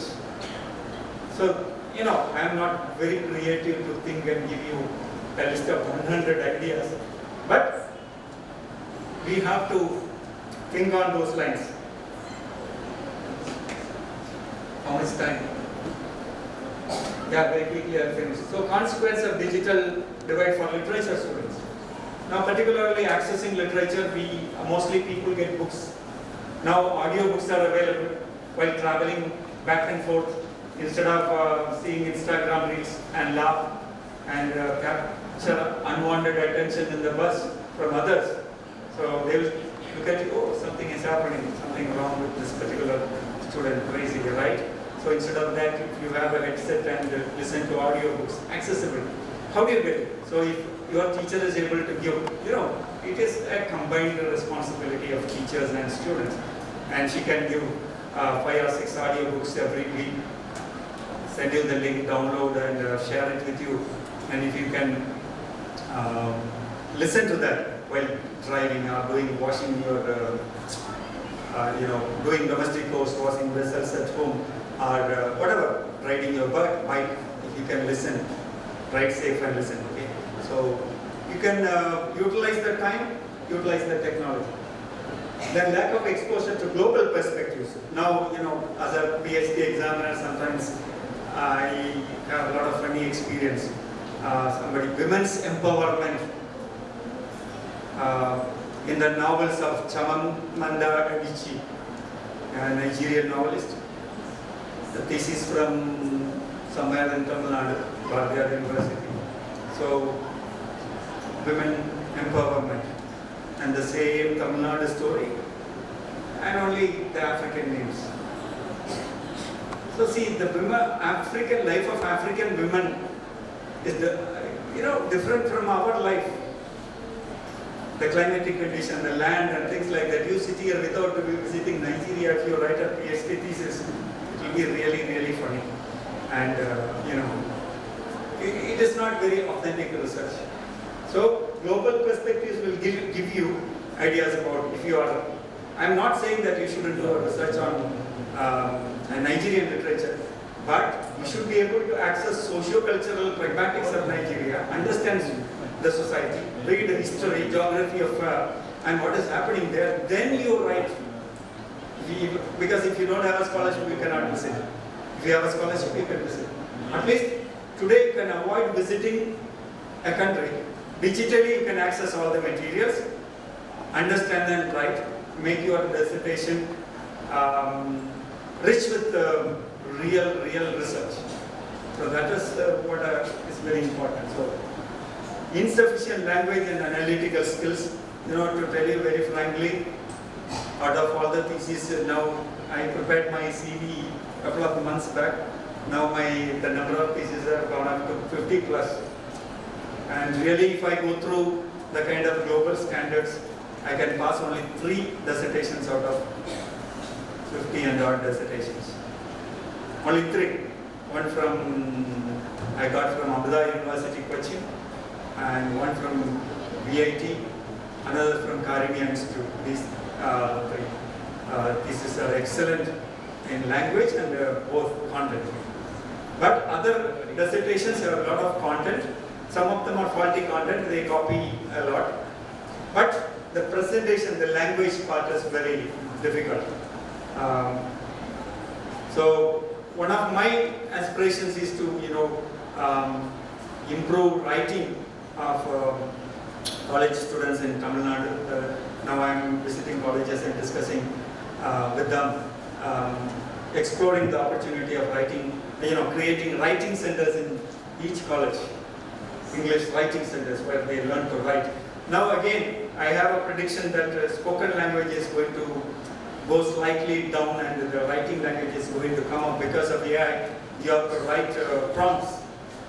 So all your jobs will be, earlier you just have a headset and sit in the call center and speak. Now I think it is going towards writing. So you need to learn to write better. Even using ChatGPT or anything, unless you write good prompts, you don't get good results. So writing, the importance of writing has come up in the language. Then the explosion from digital, you don't have much digital pedagogy and you don't have much digital contents. If universities, for example, next time when you frame syllabus, instead of prescribing printed books, why don't you give them audiobooks? They have to listen to so many audiobooks and get ready with some assignments, written assignments. That would be a better thing. So we can also, because autonomous colleges have the freedom of exploring. So that way you can do that. Next one. how to mitigate or solve this problem. Improved digital infrastructure, I already explained. Provide affordable and accessible devices. Maybe even government think of, because of AI and things like that, they can give mobile devices to students. Again, 50-50. And those devices cannot be used for anything other than that. They can block usage of that, accessing any other content. That can be also done today. So if that is given, they can use. Because the companies are giving devices for people who are working there. They can make only business calls. Similarly, they can access only literature that is related to their education. And again, bilingual English, Tamil materials. Also going to open educational resources. Teachers should be able to, explore and possibility and go to other universities. Free content, free courses, they have to list out and give it to students. Those who want, they can access. Also, one important thing, point number 11, peer and community support. This is one. So you have to, make study groups among yourselves. And for example, if you have 3 papers or 5 papers in a semester, if you at least 5 people join together, one person study only one paper. Don't waste your time. The other person study. 5, all of you study, each of you study one paper, and you share the knowledge, and you can really benefit a lot and perform better. So therefore, that kind of, and government policies and initiatives, and I am not sure what is happening to UGC. Yeah, so every day I am getting a lot of Instagram lectures and things like that. They have removed this, they have banned this, they have banned this. I don't know finally where they are going to reach. Let us wait and see. It's fun. But I'm happy at least Tamil Nadu government has the nerves to say that, okay, you stay away from us, do everything in Bangalore or Karnataka, Andhra, not here. And I think Kerala government also, they have a better educational policy change. Yeah, this is again, lack of awareness, exploitation. This is, my dear young boys and girls gathered here, you have to, not only students but the teachers also, those who are below 40, you must understand one thing. See, if you don't have awareness about job, you will be exploited everywhere. And you are being exploited. Okay, so this is one post by this famous man. He said India must spend 1 billion annually from 20 years to train teachers. Okay? And he stopped with that. And I wrote a post on that and posted in Instagram. So look at my message very focusedly. I wish he donates half of it from the profit he made by exploiting young Indians, paying them much less than what an American is paid for the same job over many decades. Okay? So the salary of an Indian. So same is the case with me also. So I don't get paid like on par with Oman, but I have a better salary compared to them. But they start at 15,000. If an Indian graduate is getting into IT field and started 15,000, the counterpart part in America, same age, same qualification, he will be getting 1 lakh plus.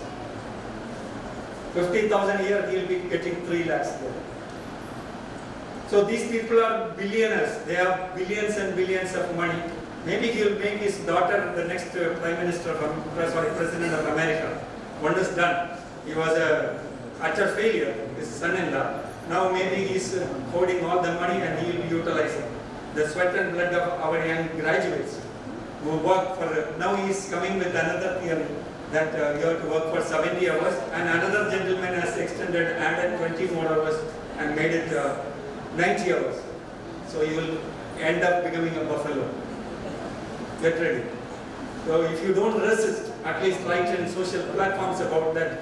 Whenever they say these kind of nonsense, you have to write, use Instagram pages and write, thank you grandpa, RIP. Yeah, we have to, I don't have any enmity with this man. He didn't deny me any job or anything. But as a person who is socially conscientious, it pains me too how these, not only they are exploiting, but they are laying grounds to exploit another generation, all coming generations of people as slaves, educated slaves. And one more thing I have understood over time, that it is very easy to enslave all the educated people. They are afraid of everything. So, uneducated people, at least they shout, they question. They will say, okay, I don't want your job. If a laborer doesn't like you, you argue, he will say, I will not work for you. He will throw and go. But what we do? So we swallow insults, isn't it? And we continue to work. So these kind of people also, you have to be very careful. This is also a kind of exploitation which we don't know. We think that, see, I'm a poor family, if I get 15,000, that's enough. No.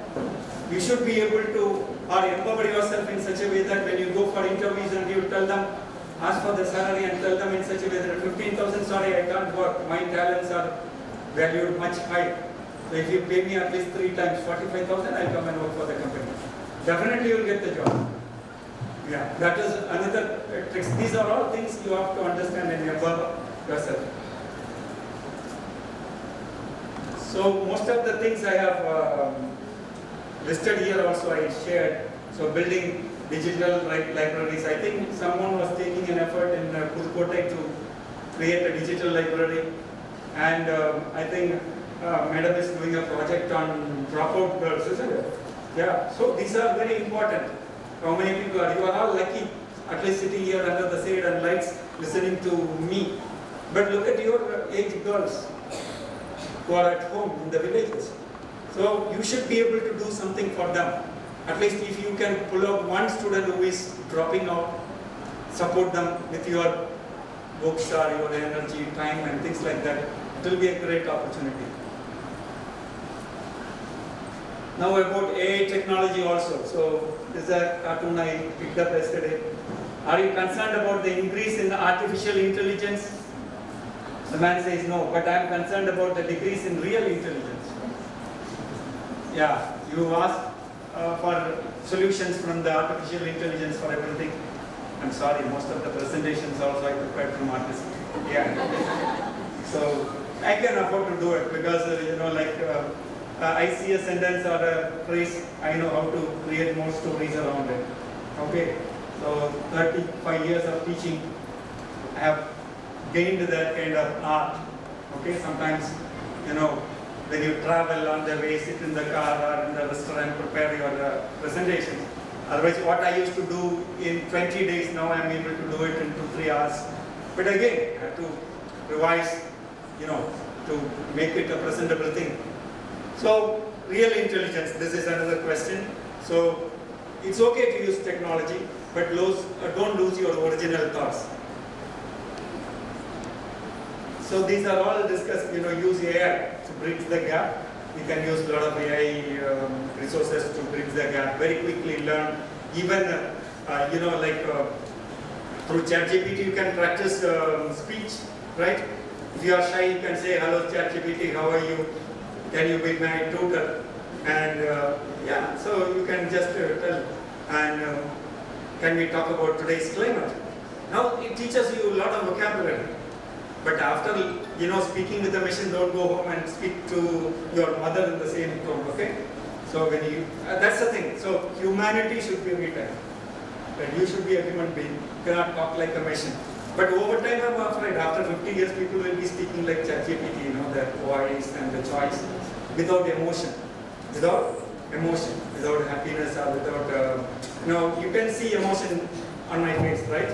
But after 20-30 years, next generation professors will come stand and you will also sit there without nod or anything, because your mind will be trained to receive information without emotions.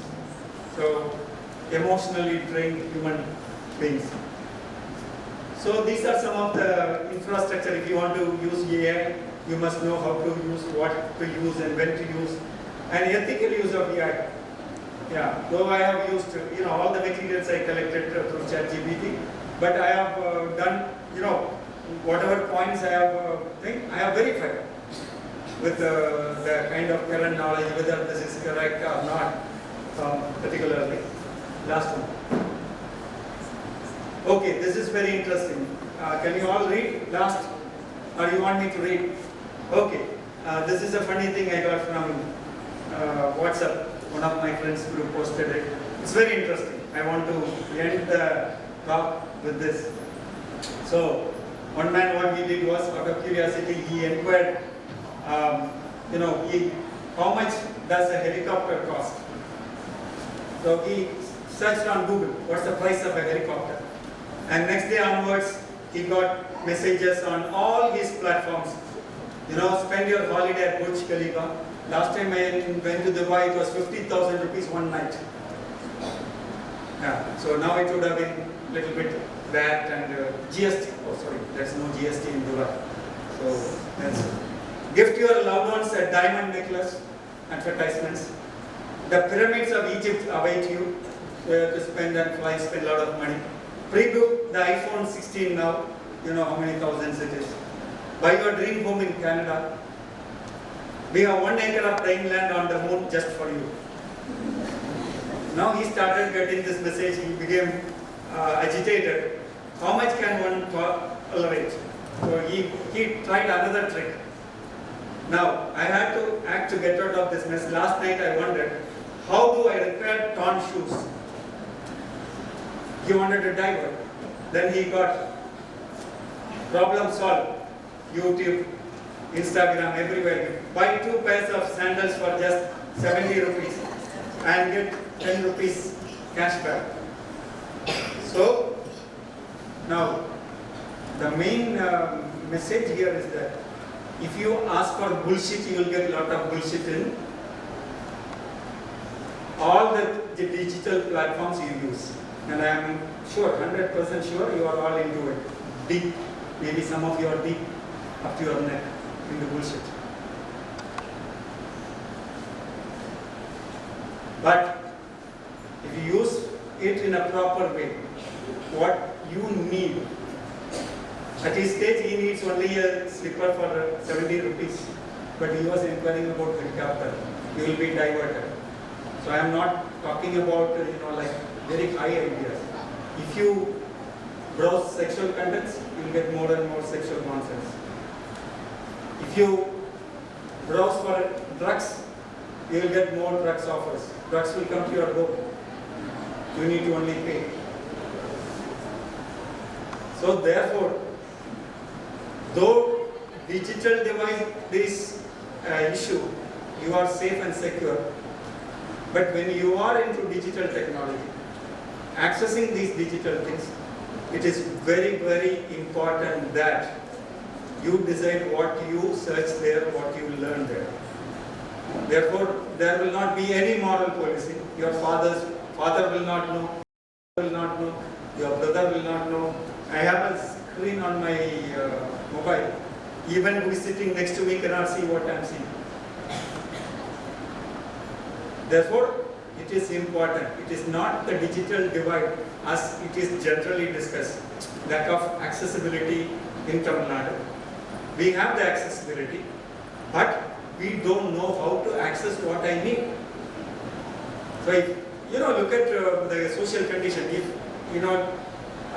people who are restless till the Tasmak is open, they stand in queue, they walk kilometers to buy liquor. They walk kilometers to buy drugs. Why don't you use the mobile technology, sit at home and take efforts like the addict, what alcohol addict does, what a drug addict does, what a student who is addicted to learn. Why don't you explore, spend your time, you develop yourself that kind of craziness. In a positive way, get it? Develop that kind of craziness and use technology. Definitely you can use the technology for your advantage, not only for making money, but also your position in the society will be elevated. All the best.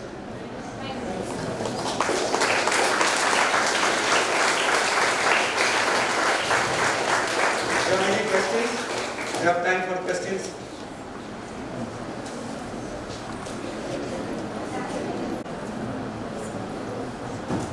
It's a wonderful session. It's really inspiring. But the basic thing is, even we use internet, even our kids started using the basic thing. Problem is, my son is spending lots and lots of time in mobile. And even his friends is also spending lots of time in mobile. But I do not know how to divert him from using or playing or watching some unnecessary YouTube videos, shorts. And I do not know how to make him to concentrate on whatever that he is in need of. Yeah, so if you can't beat him, join him. That's one way of solving it. There is no solution for that. Why do you want to restrict him? But then how he will know that what is he needed and what he should see and watch and what he should not watch? Yeah, here is a problem actually. So culturally we are bound that my son should study this, understand this, be like this, be virtuous. If he is virtuous, he is growing up to 25, 28 and he has an excellent job and he is getting married. Is there any guarantee that girl will not leave him? No, not as such. Then, see, we make a lot of fuss about the use of technology and things like that. Today, it is important for them to use technology and they need 100% freedom. But there are some softwares which can prevent him from browsing contents that are not suitable for his age. Okay? So, for example, earlier I used to use Kidrex platform. Kidrex is a kind of browser, and if you install that on your computer, the kid cannot, go outside the moral boundaries you have set your society. Sorry, our society has set. But all these things are going to be a disadvantage for our kids. One basic thing is, I don't know whether I can correctly pronounce that in Tamil, Kalavum Kachumara. Because they should know everything. They should know everything. They should know everything. So, any time you try to restrict a child's space, time utilizing this device, you are pulling him one step backward. His competitiveness in the world market will be less. Not only India, today people are competing with the world market. Just that he's far more advanced than we in using all these technologies. I solve all my problems with the help of my son. He gets all the knowledge because during his 12th exam, he finished first exam, I took him for a movie. Third day he had another exam. And why I took him for a movie? I wanted to delete what he studied for this exam. So because I had the wisdom to relax him, then after movie went into a restaurant, had everything he wanted and I wanted. Then he said, shall we go for a drive? We drove some 80-90 kilometers around and came back home. He slept that night, next day he revised something, went and wrote. He got 80% in CBSE. And he is in one of the world top universities doing his LLM, that is Masters in Law, in Leiden University in the Hague campus, where International Court of Criminal Justice is there. So because of the exposure, I never limited him. That's why he said, when I asked him about digital debate, he said, Dad, the recording is here, I particularly discussed this one. He said, I have seen sexual contents I should not have seen at that age. I regret seeing it, but there is no, what shall I say, other way. Today I know what it is and I have come out of that stage. So students need to see, experience and all these things and come out of that. So you don't go and tell your parents that I was here today, okay? I want to go back safe to Oman. No, being a parent, we are really worried, we are really scared. Why are you scared? Your parents were scared, yet you came up to this Pudukkottai. So no need to scare about anything. Give them the freedom. I feel that today's children have the access to knowledge, and yet more knowledge. That is good thing. That is good thing. So the more you restrict, the more you are. Another incident I can tell you from my life, because as a parent, because you asked me as a parent. When I was building my house in India, my son came to me and said he was 7th standard, 8th standard, 8th standard or 9th standard, I think. He came and asked me to buy a Nikon SLR camera, which was around 90,000 rupees. It would cost more here because of that tax. Then I was a little bit annoyed. I don't get angry with him for anything. I talked to my wife what to do. See, a lot of loans and other things. Construction is, can we postpone this for another year? She said, before you are done exploring something else, get in the camera. Now I'll tell you the result. He became one of the good photographers. When he was in 11th standard, All Oman Indian School photography competition conducted by Nikon. He got 2nd prize. They gave him a camera, and today I have an SLR. So when you restrict students on one front, he will go. Another thing also tell, if you don't allow your son to use mobile in your home, he will go out and use it outside with his friend. If that friend is accessing content that is not good, he will be greatly influenced by that. You can't do anything about it. And also it is important to go through their browsing histories, and if you find something not good, call them, sit with them in a very cool tone, open that and ask them, why did you see that? Definitely there will be an influence behind that. Cut that influence. Or tell them that this you can see it is okay, but not at this age. So if you don't show them, your neighbors will show them what they are not supposed to see. So therefore, no worries actually. Thank you, sir.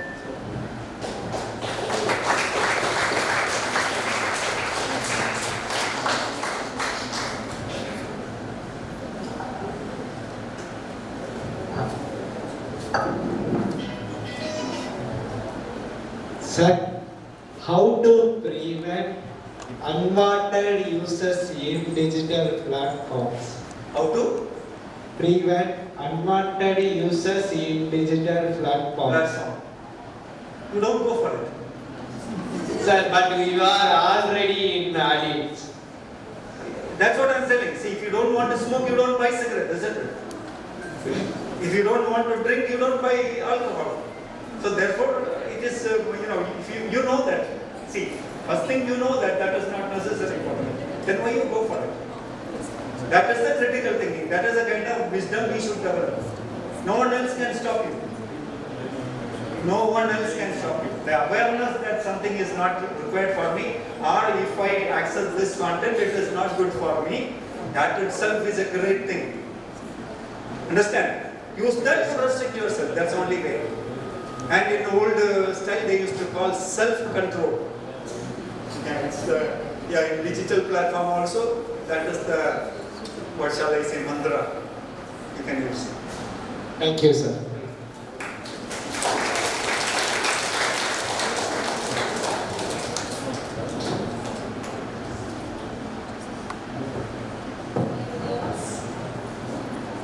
No girls want to speak? Yeah, there is somebody.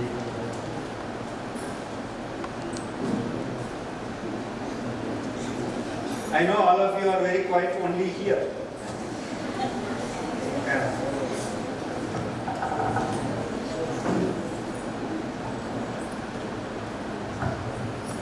Sir, how do we address the gender gap within the digital divide? See, I am not a very big specialist in gender studies. Now, see, there is a kind of unnecessary competition promoted between the sexes. Okay, so, the way they dress, the way they talk, the way they do, there is a tendency to imitate what men do. Normally, men don't imitate what women do, isn't it? Men normally don't want to dress like them in colorful dress and things like that. We have a limitation in our thinking, and we are not in any competition with anyone. Okay, we are not competing with you in any way. But don't compete with us. Okay, so that is one thing. It says at the social level. See, digital divide in a sense that basically culturally we are far backward.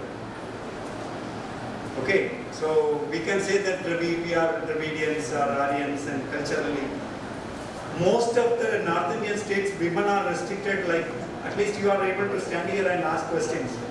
But some places they cannot simply access education or do anything. It is so to break through these social barriers and become on par with men to enjoy all the kind of freedom, it takes many years. Today it is happening in Europe. See, I have many Western colleagues. They come single. They don't have any problem anywhere going. They don't imitate men. They are confident in themselves. So, cultural barriers are sometimes restrictive, sometimes protective. You are safe because of the cultural barrier. We all agree. At the same time, the same cultural barrier is an hindrance for your progress also. You go to university, you understand the kind of restrictions, and the life I have today is not good. I can live a better life. But breaking this barrier and coming to that better life is a lot of challenge.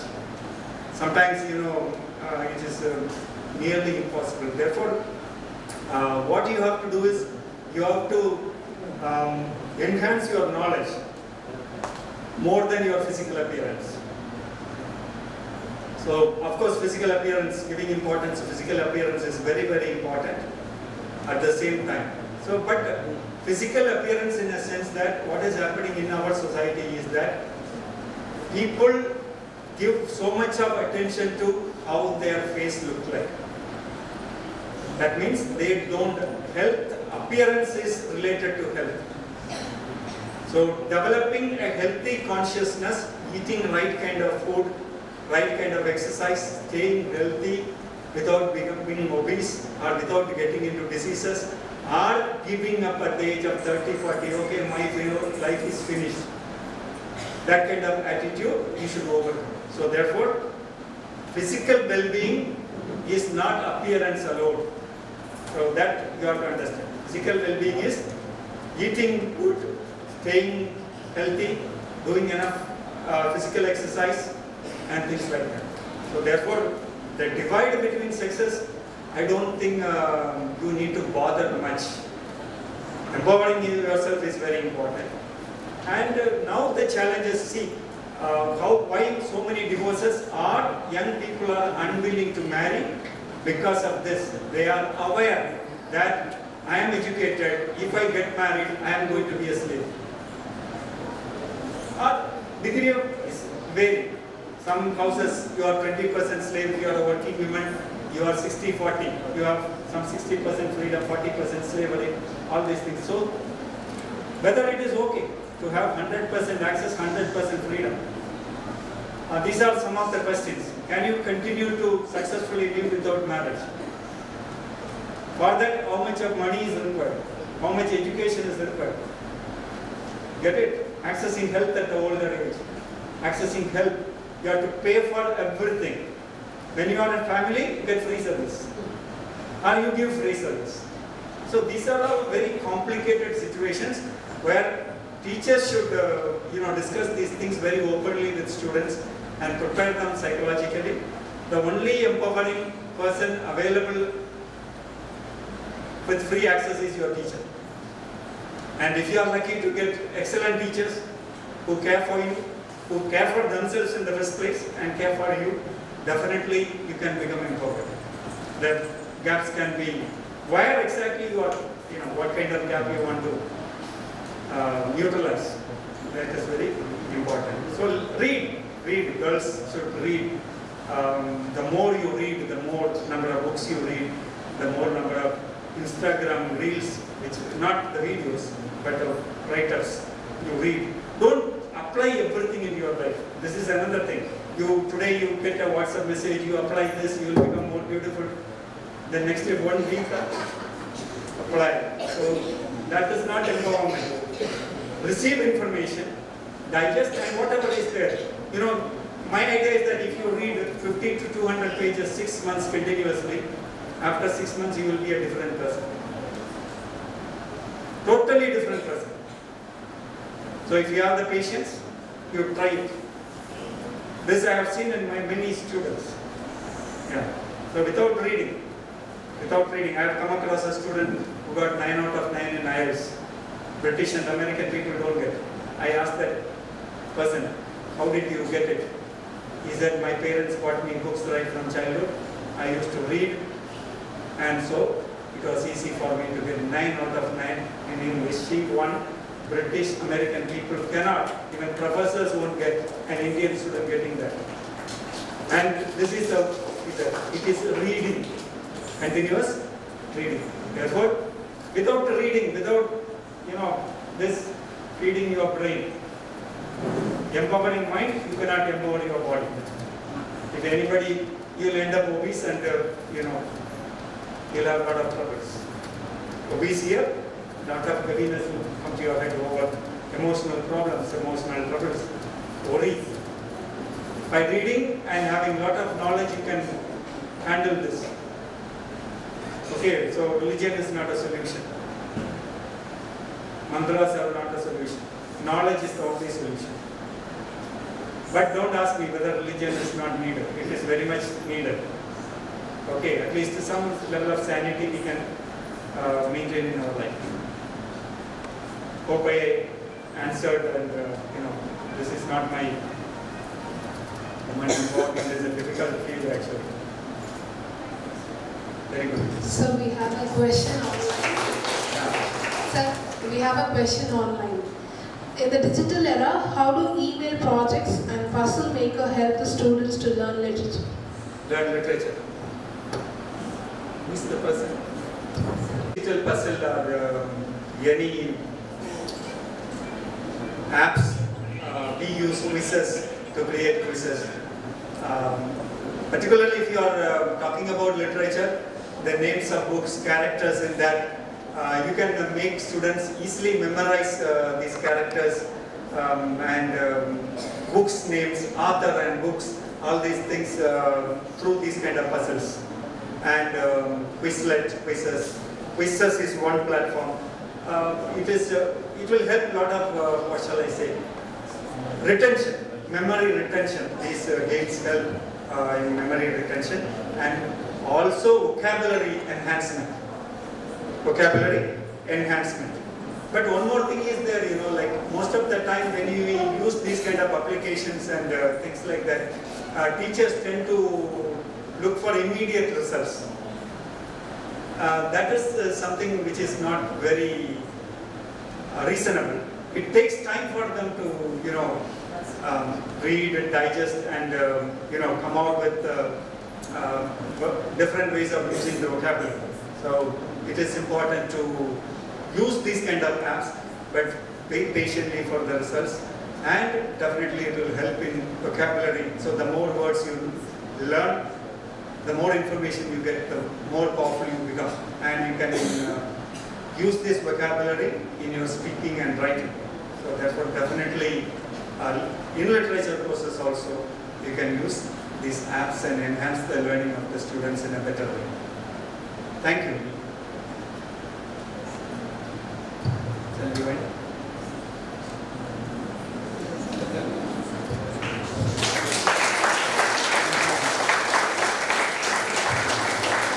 Importance of women education, anthropology, importance of writing, even to write prompts of AI, introduction of audiobooks, exploitation of workers, how to use AI effectively, ethically and morally. Sir's session covered. Thank you for your presence. Dear participants, we are passing the conference for a lunch break. We are requested to have lunch at the new COE office, where you had your refreshments. Please join. My time is limited to 45 minutes, okay? So I'm going to, skip some slides for only teachers. Since more students are there, I will slightly change my talk to that teaching and learning in digital age. Okay? Bridging the divide in classroom practices. So slightly I'll modify it. Otherwise, you people will be feeling very bored. Okay. Yeah, so some changes. This is for students. What is this?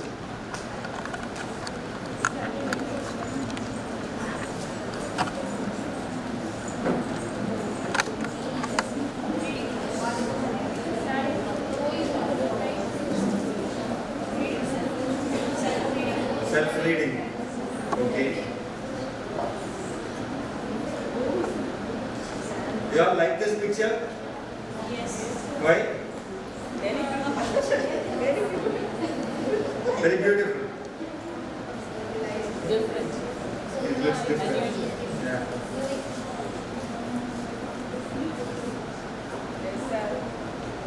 This one of the story Hayavadana. Ah. The story, the head is the hero. The head is cat. Ah, Like okay. that. She knows Split personality. Yes, listener story. Ah, okay. So, concept as self-reading, which is actually representing not reading one's own self, self-directed learning. Nowadays people are not reading. No, it is not reading actually. Self-directed. The better. I am holding my head. I am having the responsibility of my learning. Okay. And book is in the I direct my own learning. Why particularly I use this picture here is that today there is a mismatch between the attitude of teachers and the actual requirement of learners. So we teachers who are educated even 5 years before we have completed our education, we are mismatched with the current students. Because earlier generation gap would be at least 20-30 years generation gap. Because maybe there would be a generation gap between me and my father. My father is 25-27 years elder to me. But now today what is happening is the gap between generations are becoming narrowed, and maybe you will become a generation gap within 2 years because of AI integration and things like that in every walk of life, in all walks of life. So much of technology is there, so much of digital content is there. So mentally we become obsolete so soon. And maybe if there are two children in a family, one is 5-year-old, another one is 10-year-old, there will be a lot of mismatch. So one will be, the youngest one will be dominating, saying that you are stupid, you don't know anything. Yes, sir. So that kind of an attitude is there. And that is true also. When your children tell you that you don't know anything, you just bow down and agree, because that is the reality. That's Something what like we are doing it, sir. Yeah. You want to have domestic peace? Yeah, when you go back from work and you want to relax. Okay, so self-directed learning is that no one is responsible for your learning. A teacher cannot teach you anything. Your parent cannot teach you anything. Whatever you will want to learn, you have to take efforts. Just identify what you want to learn, then you take efforts. Then why are we here and getting paid? We are here to just assist you. Maybe give you some guidelines, you come out with that problem. Then I may suggest you a solution. I cannot solve your problems. Again, this is another issue, another problem. This is one of the biggest problems. Students can come to you, you can suggest solutions, you cannot actually give solutions. So complicated situation. So we ourselves sometimes don't know the solutions. You can say maybe you can solve this way, options. That's it.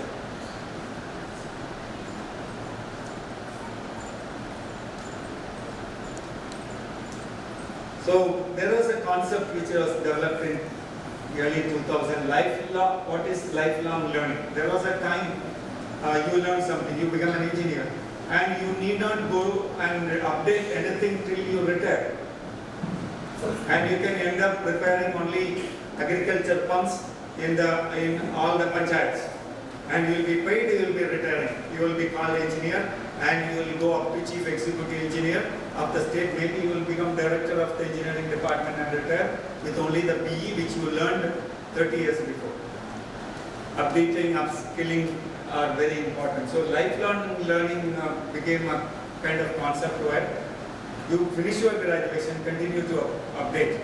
May not be the same topic. I may graduate in engineering, but I may divert and I may update on medical field or medical engineering, something like that, branch out and do it. So this is also very important. Some of the explanation I'm just skipping. Now you understood, isn't it? What is lifelong learning? You need to come continue to update yourself. So I asked ChatGPT, what is lifelong learning? Lifelong learning refers to the continuous and voluntary pursuit of knowledge. See, look at the picture and voluntary pursuit of knowledge. No one is going to come on, you keep learning. No. Voluntarily you condition yourself for learning. Skills and personal development throughout one's life. It goes beyond formal education and encompasses informal and self-directed learning experiences. So you cannot blame that in my college they didn't teach me this. When you go for an interview, if they are asking you something, you cannot say, no, this was not in the syllabus and no one taught us this. So then you are at a loss.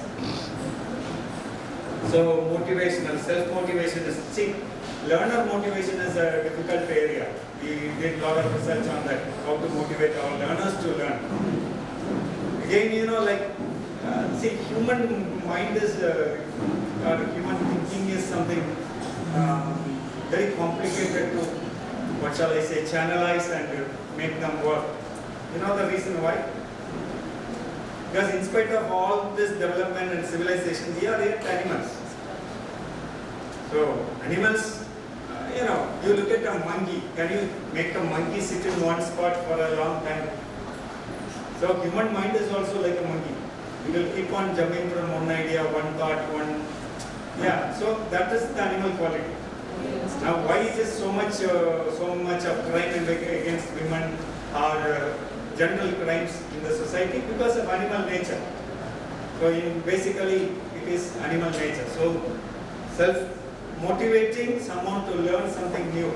Also, basically, you have to understand one thing. Like human beings are evolved. I don't say that human beings were made by God or anything. It's funny to, listen to those stories.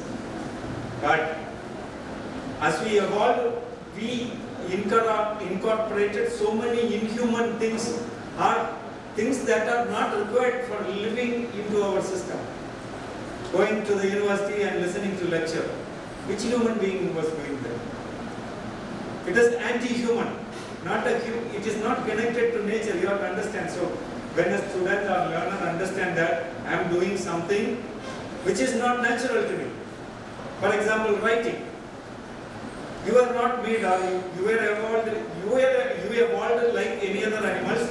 You have to eat, drink, procreate, sleep and die. So all these institutions are developed over time to regulate human beings. It is not educating. If I am putting you here in the university or college for 8 hours continuously, tomorrow you can go to, as a part of employment, go and do donkey jobs without asking any questions for 8 hours every day. You get it? So it is a training actually. It is not education. Basically you are sitting and coming and sitting here, you are being trained to do any other donkey job for 30-35 years, retire and die. Actually, we are supposed to roam around the valleys, waterfront, catch animals and eat fruits and sleep under the trees or wherever you want to sleep, and we are supposed to live like other animals. So you cannot blame someone or when some crime happens, so make social media a lot of sound and things like that doesn't solve crimes. You can make a lot of hue and cry. This is something basically one has to understand. So when human beings are going against their nature, building new ways of living, new methodology in life, new kinds of learning, there will be a lot of conflict. This is something teachers have to understand. So therefore, when you say that my students are not listening to me, not understanding anything, you have to be very happy, get your pay and silently walk away every day, go and enjoy your life. Because there is no responsibility that, again teachers have a misunderstanding, or they say they taught us that it is a noble job, you are building society. No, teaching is not a noble job. Teaching is not, you are not building society. People build their society in their own way. If people are building society based on education, society would have been better. There should be less crimes, there should be more understanding, people should be helping each other, there shouldn't be any wars. So on a daily basis, hundreds of millions of people are being killed. and many people from Palestine work with me. And even last week, before coming to India, I was with my wife. We came out of the restaurant. When I started the car, a girl, beautiful young girl, 14, 15-year-old girl, stopped near my door and asked for money. I asked her, where are you from? She said, I'm from Palestine. Can I see your identification? Yes, she is a Palestinian citizen begging on the street. On any standard, she is much more beautiful than any of the Tamil actresses. See, look at the condition of human conditions. So we all operate on a misunderstanding that, oh, we are born great, we are, our souls will walk into heaven the moment you die. Keep dreaming. Nothing is going to happen. What will happen to a cat and dog after it dies? If it is not buried, you will be stinking on the street. If you are buried, you will be dissolved with the earth. Whatever you build, whatever you think, it is going to be a waste. And maybe if there is a heaven, you go and see. And if it is you are lucky, you will be there. That is the thing. So don't, add nobility to animals. We are all animals. There is no nobility about it.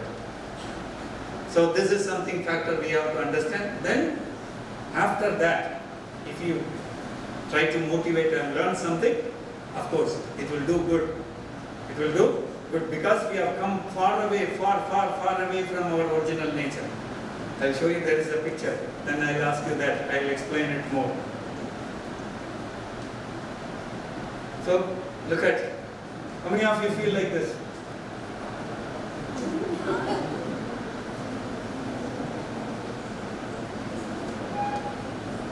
You don't feel like this, students?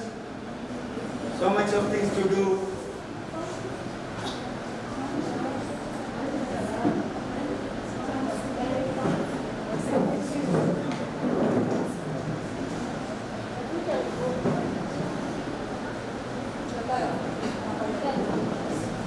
Yeah, you look at this picture.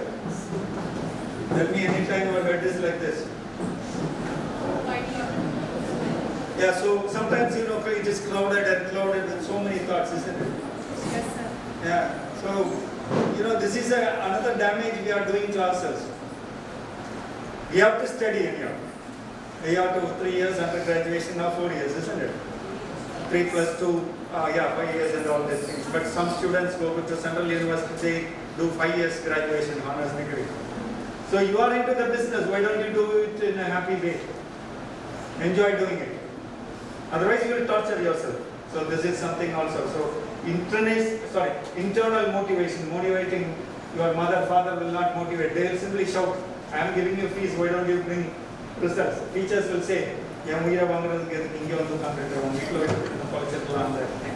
so you get it. So Hyderabad, nobody wants you to study, get a job and all socialize, tell, oh my student is there, my student is there. If you want your life to be improved, because you need to make money. Money is the only motivation, you need to have money. And though money, some people say that I used to tell money is not important. But now I have changed. Money is not important, but earn as much as you can. As I grow older and I feel worried about my future finances and things like that when I am retiring, now I feel the pinch. I don't no more say that money is not important.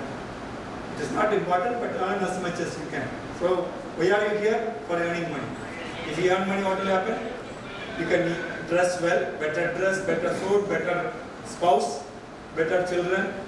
So many things will happen to you.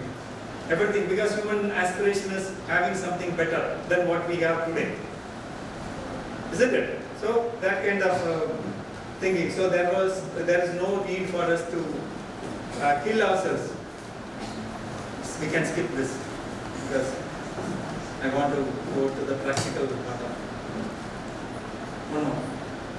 Yeah, these are the 3 ways education developed. We say pedagogy. Pedagogy is a teacher and student learning. But theories have changed. Pedagogy is something in the school. Then andragogy developed. Andragogy is adult education. Once you are educating somebody above 18, it is andragogy. I have not included this. Now mostly, 3 learning theories or 3 learning styles are very important. Pedagogy connected to that picture. You learn, self-directed learning. identify what you want to learn or what you want to become. Right? So if you want to become a thief in the future, you must learn how to unlock complicated vaults which has millions. Okay, so you learn that. If you want to become a doctor, how I can be a better doctor. If you want to become a teacher, how I can become whatever you want to learn. Pedagogy focuses on co-learning. Now, see, in the past, I can learn, I can be an engineer, I can be a successful engineer without talking to any engineer in any part of the world. Today it is not like that. So engineering is evolving, and day in and day out it is becoming more and more complicated or complex, that you cannot resolve all the problems in engineering by yourself. So you need to collaborate. So your company buys a machine and machine has a problem, you can't fix it. You have to work with another engineer. So therefore, while learning time itself, it is important you learn with your friends. Like the example I gave earlier. We have 5 subjects, 5 people join together, each one of you learn. You reduce your burden, at the same time the advantages are more.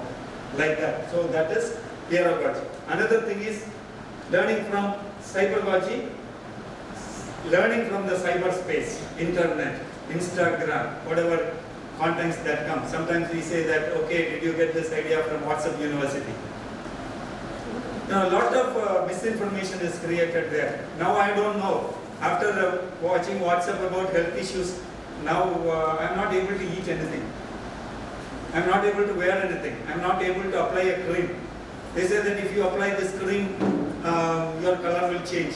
Already spots are there. It is not now. It is because of the sunlight, excess sunlight in the Gulf region. That pigmentation is changing. Then I went to a doctor. He gave me suggestion for 3 months.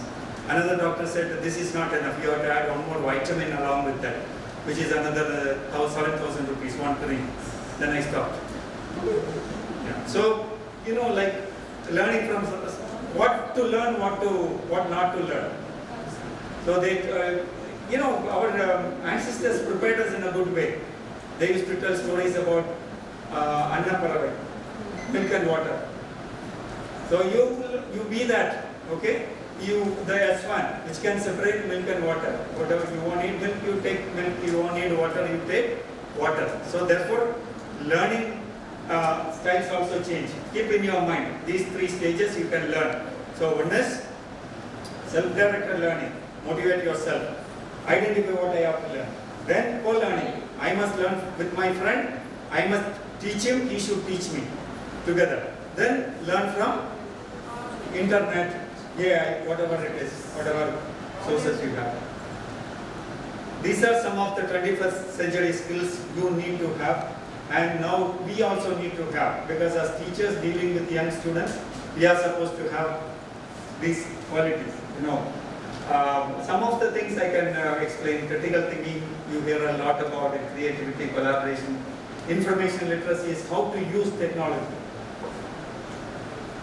And media literacy, this is very important. I can just spread a WhatsApp message in my village and motivate all my villagers to kill at least 10 people who are strangers crossing my village.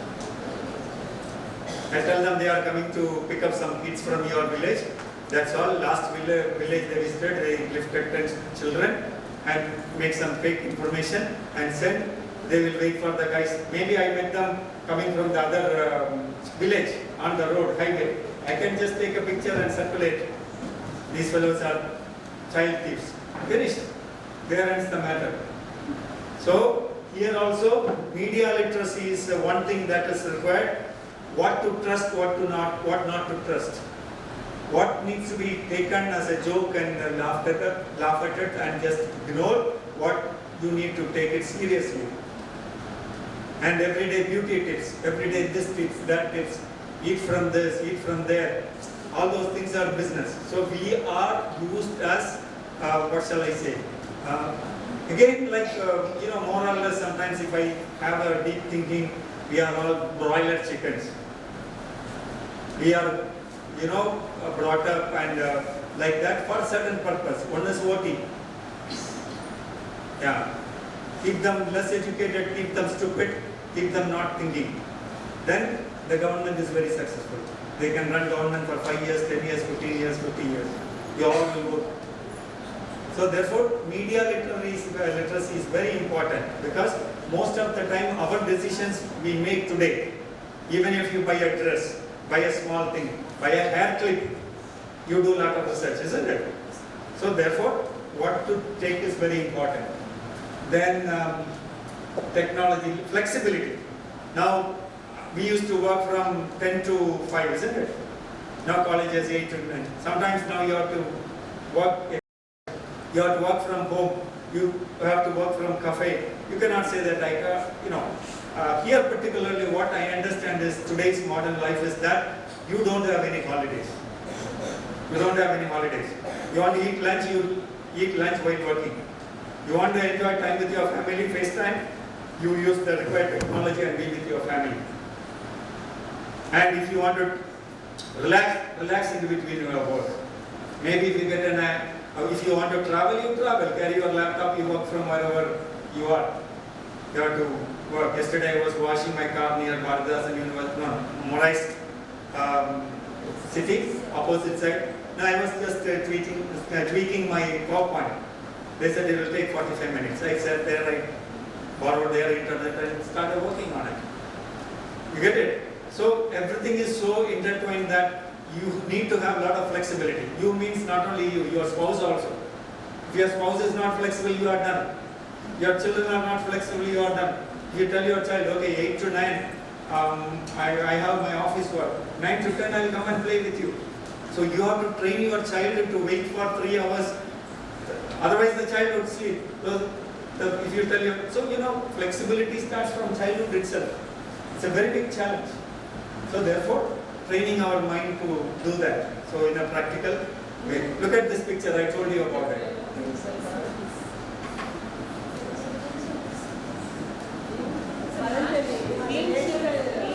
Yeah, going green, you have to, we are suggesting this also. Go to school and colleges. Just close your eyes and imagine 1 minute how you look like.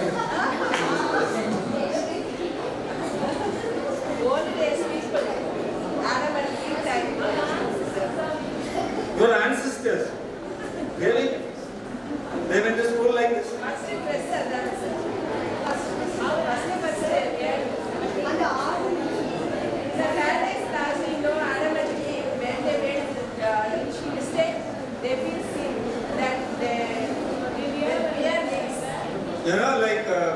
The meaning for the word scam?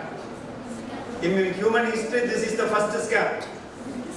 Making people dress, and they made people dress and they struggled a lot to undress them also.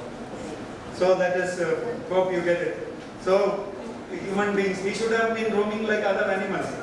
Yes. And all the troubles in the world started when people started dressing. Yes, sir. So I don't want to explain that, Yeah, we can understand. Now my question is here. Can you go back to this? Yes. How many of you want to dress like this and come to college? No, all of you. No, many people are nowadays they are wearing like that. Okay. So, you have to understand this. We cannot go back, roll back to the earlier life, natural life. Naturopathy, okay, 120 days you can do, not more than that. Naturopathy also. You have to come back to the mainstream living. Otherwise your life will be odd. You will be an odd man, odd woman out. So it is important to understand technology. Now look at this, how we can generate thinking, generate learning. I am going to use this picture and I am going to demonstrate how. So what do you think? Do you all like this head? Like this picture? What is it about? Yeah.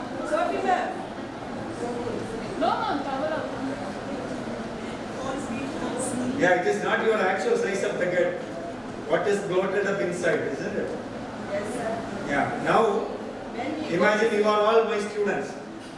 I am a teacher here. I am going to generate language, how to generate language communication in the class. Okay? Now, you must answer all the questions. Anyone can answer from any corner, isn't it? You must answer me in full sentence. Don't use translator, okay? I don't want to listen to Tamil, Malayalam or Telugu or Kannadiga, whatever it is, your basic language. I want to listen to, no, let them, I can hear. In only English, full sentence. Do you like this picture? Yes is not a sentence. Yeah. Anybody says no, I don't like this picture? No problem, all of you can talk. You shout from there. Let there be some noise. Don't tell me, you can say something. No, I am asking everyone. You can also. You are my student now. Yeah. So all are my students, and you can also. So anybody says no, I don't like this. No, I don't like Why? Why you don't like this? Because I don't want to be loaded at all times to think about.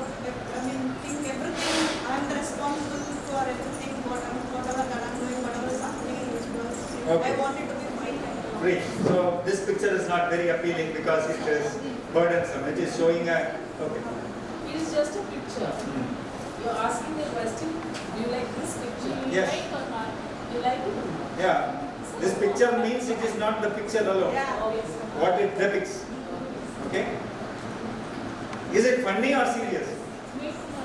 Sometimes it is serious, sir. Sometimes serious. Because today now you was saying something, right? When I sleep in the night, I am thinking something about your voice is coming in my mind. So I feel like it is very serious. Don't get me into trouble, madam. So that is my mind is like that. Okay.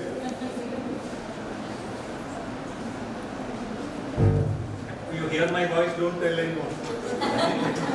No, sir, it's good. Okay. So, next, is it funny or serious, girls? Is it a funny picture or serious picture? Though it represents in a funny way, it represents It's a serious. issues. Okay. Serious. Okay. Why do you think it is funny or serious? If you don't answer me, at least answer that with your fellow student, fellow friend. Answer in full sentence, please. Serious because we carry a lot throughout our life on our head. Okay. Right. Do you understand what is portrayed in the picture?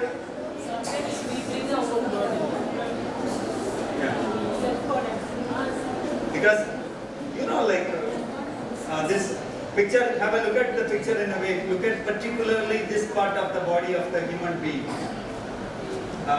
Is it an easy job he is doing?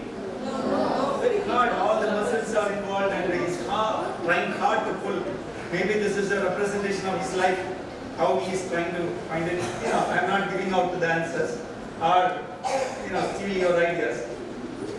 I like this picture a lot. What do you see on the cart? Overloaded. No, what do you see? What exactly you see? Is that human? Head, isn't it? Why do you think this sculpture is displayed? Why do you think this sculpture is displayed? Answer may not, see, you need not give me accurate answers. All the answers are correct. Where? No, no. Where it is kept? A park, a museum. Huh? No, it is an actual picture of an actual image. Look at the background, the trees and color. It was mounted on a platform.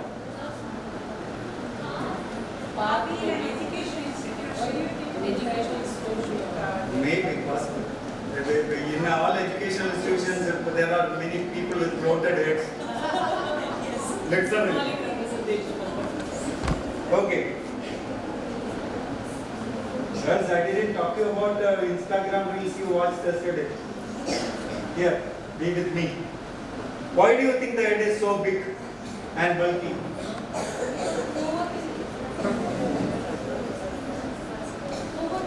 Yeah, I want sentence answer.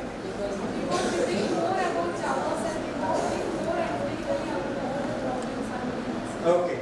So it is overthinking. We think about all our problems. Accumulation of knowledge. Yeah, accumulation of knowledge is also a problem. Yeah. So Now I am going to this is questions that initiate discussion and understanding in the classroom. So teaching, in today's world, if any teacher is standing there and lecturing, no student is going to listen to you. Okay, maybe they are there in the college because of the 1,000 rupees they are getting every month. Okay, so it is not because of you. So unless you interact, create, see how much language I am able to create by these questions involving them. Though I couldn't involve everyone because there is time I can go to every one of you and make them answer to me. Okay, communication. So involving everybody in the class. And the material, is it interesting or boring? Yeah, the picture is boring, so I made it interesting. So that, like whatever, what I am saying is that you bring a handful of grass inside the class, you can generate language using grass. Make students speak, make students think, make students write, and give presentations on that.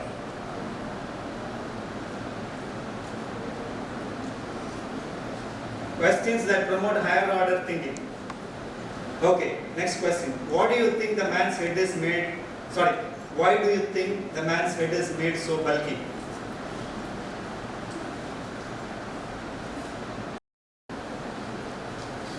What is inside his head? Brain. What is inside his brain? Thoughts. What is heavier? Brain is heavier or thoughts are heavier? Yeah. How many kilos?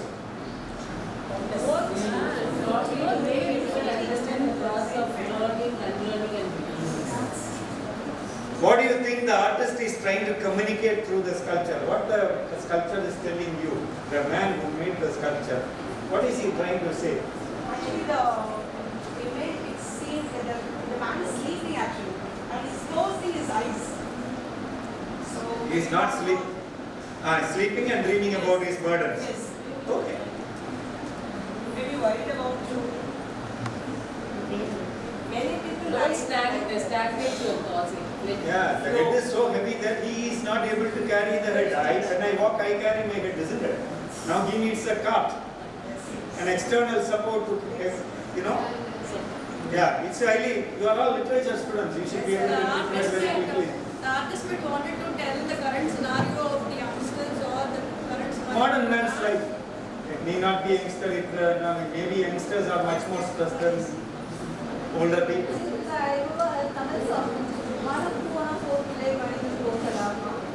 So it is like that. That is a very interesting song. Yeah. Okay, does the bulk of the head mean the actual size of head or heaviness of thoughts inside the head? Mostly, isn't it? How do you think the man feels carrying a massive head? Yeah. It's a burden, isn't it? We all know the meaning. Last bench. Hello. Next question you have to answer. Have you ever had such a massive head? This madri thala persa irukkum ungalku irundha. Actual head size sollala. At times this is last bench. They are all hiding now, ducking down. Okay, so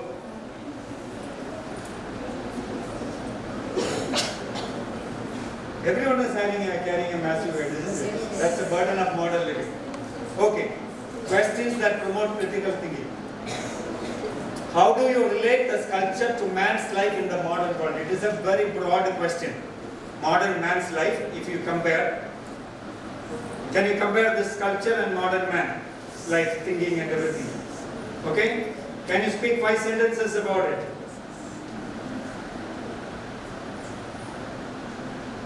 If you ask your heart, you cannot answer 5 sentences. You must use head.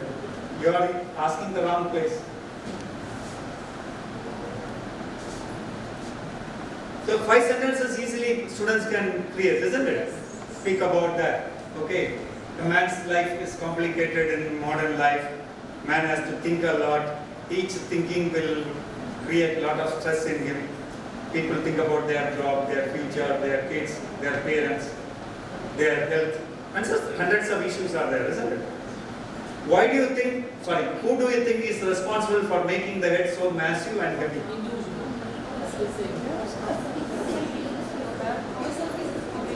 You are responsible?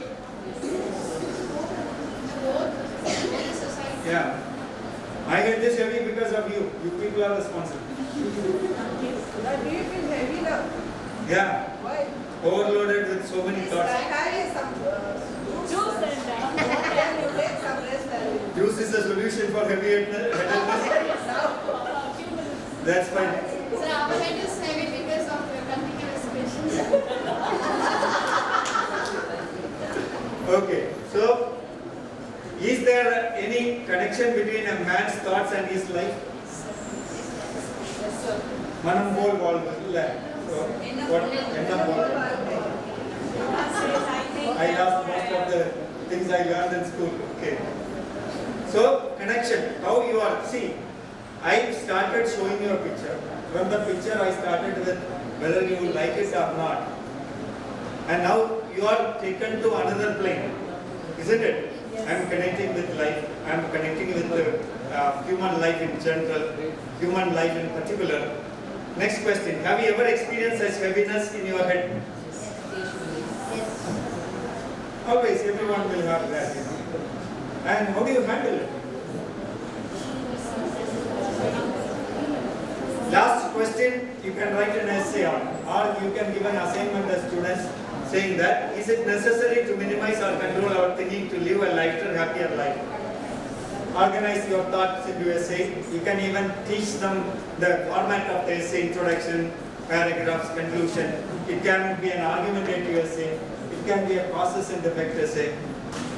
So you, narrative also. So a small picture like this, one can generate so much of thoughts, so much of communication in the class.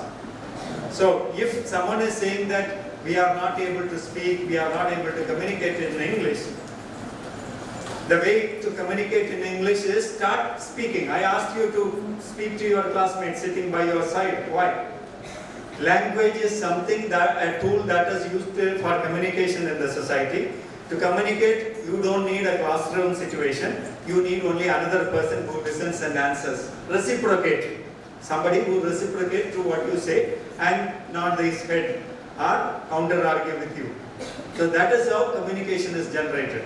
As we naturally communicate in Tamil, in any situation, you can communicate much more easily because in English language vocabulary, you have vocabulary for everything, and it is easy to use vocabulary in such a way that you can use very simple language.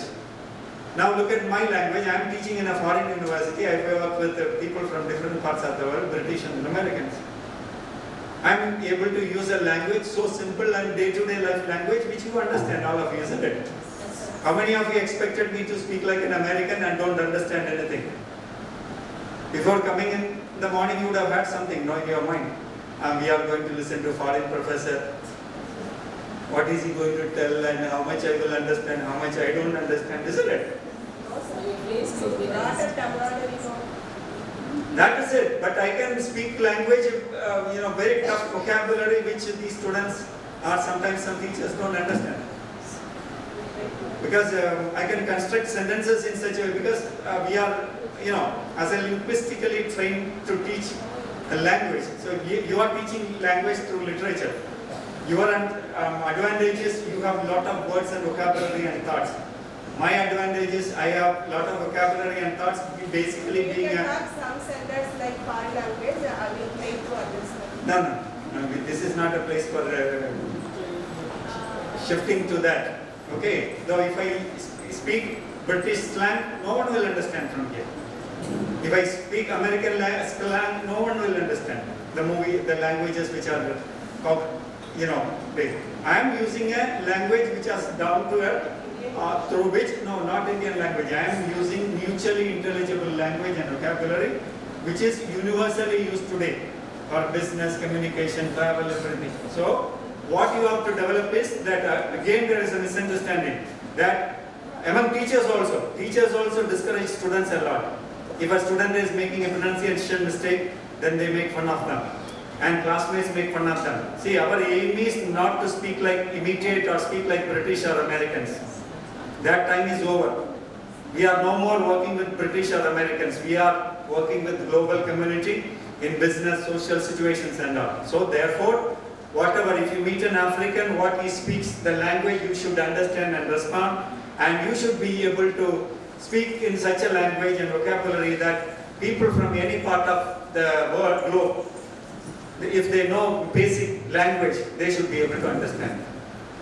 Is it clear? So, boys and girls, students, please understand, it is not a very big task. Like you speak Tamil or any other local language, Telugu, whatever you speak in your home, try to speak English language in the same way without stressing yourself.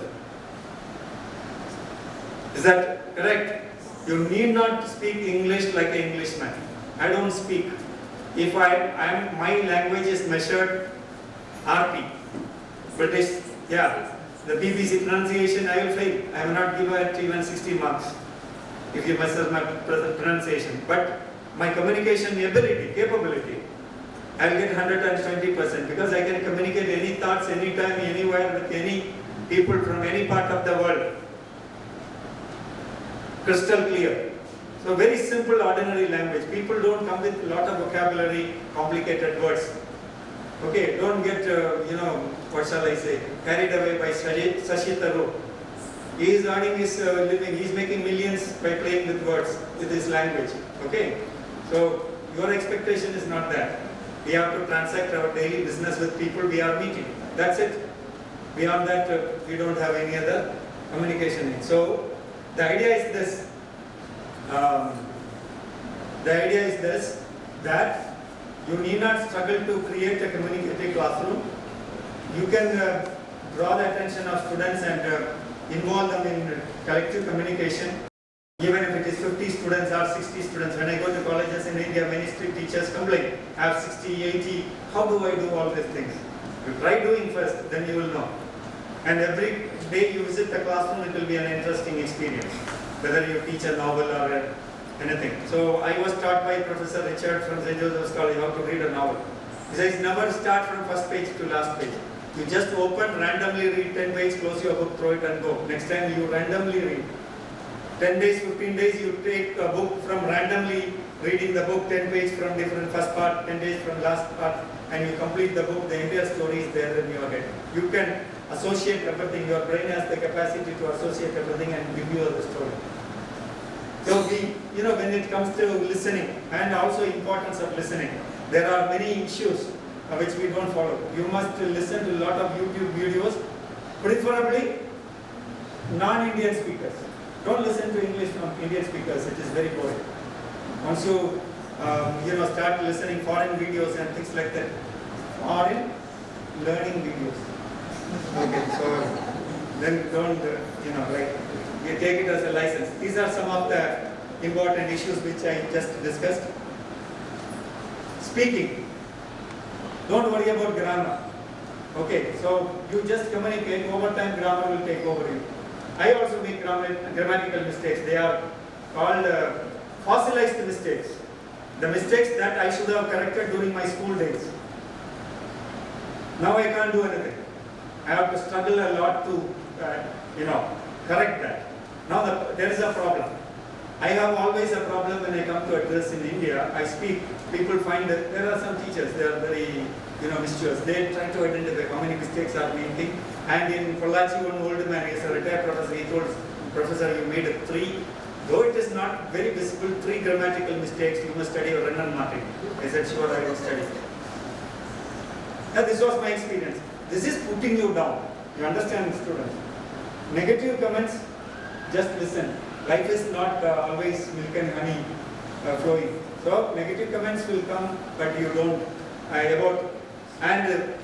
Avoid fear of making mistakes and fear of. So, you have to speak and find some victim. Now, the best victim is ChatGPT. At least till Siri, ChatGPT. One research the book they mentioned about, edited from VIT students, how this voice assistants can be used in developing language. And Mr. Karthi is in National University now. and another from Bangladesh University, Daffodil University. So we are 3 edited those books, all articles written by the students. So we can use, once you gather confidence, you can speak to other people. But remember, attach some emotion, some smile, some anger, some everything, you know, like, what shall I say, samba. That's the best example. Reading. I told enough about reading in the morning session. Writing. So here one thing I want to tell the teachers. Please try to have a writing center in your institution. If you need any help for the formulation and training, I shall take care of that. So writing center is very important. Every week there should be writing activities going on for not only literature students, for the whole campus. Those who are interested, your room should be earmarked for that, and there should be teachers should be available. You can give daily topic. Students can write essay on today. This is essay, this topic. Whoever is interested, you can just advertise on the notice board. You can make them write, and the best one can be awarded with a chocolate. Minimum chocolate. Do you all like chocolate? Okay. These are all some of the resources. You know, like just today, open your Google, switch on the microphone. Don't even type it. You don't see. You get effortless information. Just say, "Can you please suggest some listening podcast?" It will immediately suggest. You tell, "I am studying BA, second year." It can find podcast from your syllabus. Find, "I am studying in Tamil Nadu. I am studying in this particular university." It can immediately bring related topics, podcast. You can just listen. Similarly, how do you practice writing? Just go to YouTube. You just type. These are some of the videos. You know, you type, "How can I improve my speaking?" This is IELTS exam patterns. How can I improve my IELTS speaking? Because IELTS is a common standard now used. If you can get 6+ in IELTS, your language is the best. It's enough.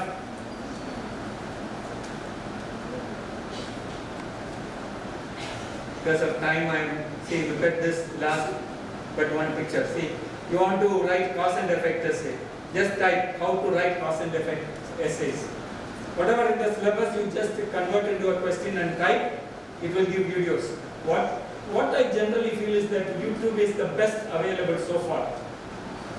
Best available so far. You get tutorials for everything.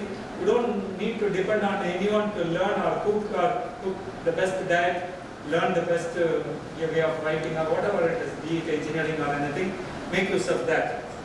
Then finally, use of artificial intelligence, also ethical use, and if a teacher is giving assignment, I wanted to tell you this, I have checked all these things. If a teacher is asking you to write an essay on managing stress, you do some research and write an essay. Easy way to write an essay is go to ChatGPT, give the number of words, how many paragraphs, within fraction of a second you get the essay, you can copy and paste it, and there is another AI, humanize it. You can just put it there, it will make some more mistakes there, and it is humanized. And another problem is that when I write good English, I put in ChatGPT, it says, it is also very careful, it says, there is traces of machine writing, AI integrated. I have never, it's my own language. So what do you say? Today, none of your language is your own language. It is already owned by the corporates, the companies which are creating. Whatever you write, they will say it is an AI language. So beware of that also. So the best way all of you follow is ChatGPT. This is the topic, give me one essay. You get it? You submit the next day. Teacher has no time to check plagiarism or AI content. She will give you 10 out of 10. Another way, you just ask ChatGPT, I want to write an cause and effect essay on this topic. Can you give me a framework for the essay? It will give a framework, introduction to 2 causes, 3 causes, and take out the framework, copy and paste it on your page. Then ask, for this topic, can you give me 5 causes effects it will give. Then for each causes integrating, you read one cause and can you give one sample cause and effect essay? It will give one causes sample. Then take it, underline the what is introduction, all those things underline. Learn the format. See, we are all visual learners. What we see, we learn fast. Then write your essay, paragraph, paragraph, paragraph. Then you can attach that essay, Word file to the ChatGPT. Even write your paper, you can take a picture and upload there. Picture also it reads. Then ask, could you please point out the grammatical mistake, improving vocabulary, whatever. It gives the result. It analyzes, these are the grammar issues. In first paragraph, these are the vocabulary, voices, and all those things it will show. Then try to correct it yourself. Make a final draft. Again, you can upload in ChatGPT. Say, evaluate my essay and try to polish it. It will give you the polished essay. That itself, 2 times, 3 times, 4th time, you can polish your own essay. That is learning. So, AI integration in your learning is not asking AI to do your job, but take the help of you learning. I can write an essay like that for class. To give it to students, I take a printout of an essay, go to the class, distribute to the students. I ask them to analyze. Okay? So that way as a teacher I can use it. But as a student for submission or learning purpose, you follow the second method I said. Explore a lot of things. Go to YouTube. Listen to your video. If you learn essays, each essay like this, each kind of essay, when you become a MA student or trying to write a paper for publication, will not have any issues. You can write. So writing center or teaching the method of writing is very, very important. So with that, shall we stop? So another friend is waiting for his online lecture, isn't it? Yeah, enjoy. Thank you very much for your patient listening. Right? Try to use some of the ideas. Bye-bye.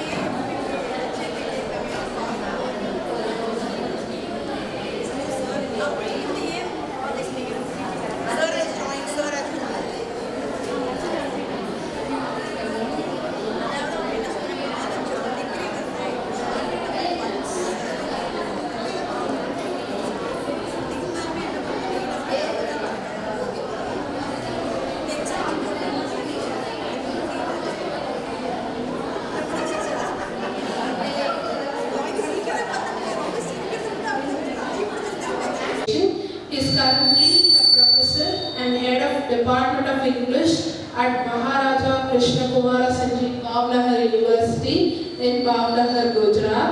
Sir is presiding us in this session. So, sir's topic is Mission Translation Generative AI, Bridging the Digital Divide in Literary Translation. We welcome you, sir.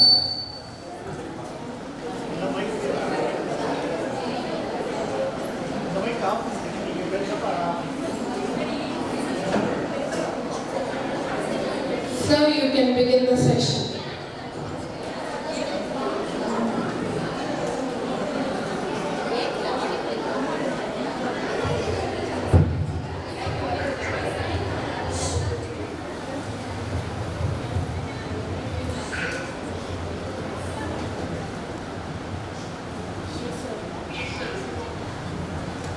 Yeah, so shall I start? Yes, sir. Okay. A very good afternoon, or rather we can say evening to all the participants of this interesting Delta seminar.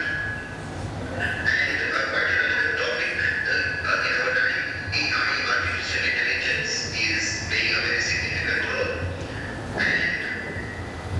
And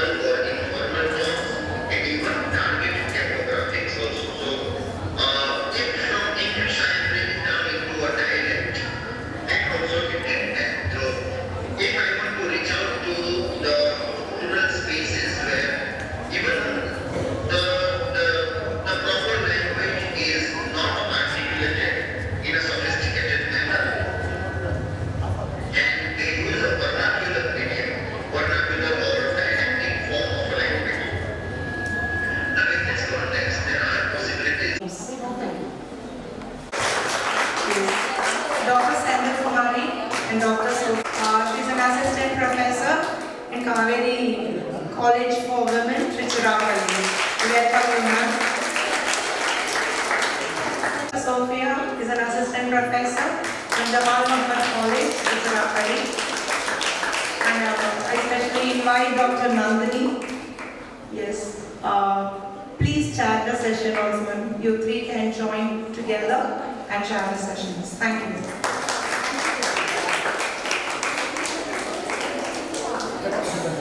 You can just make note of the timings.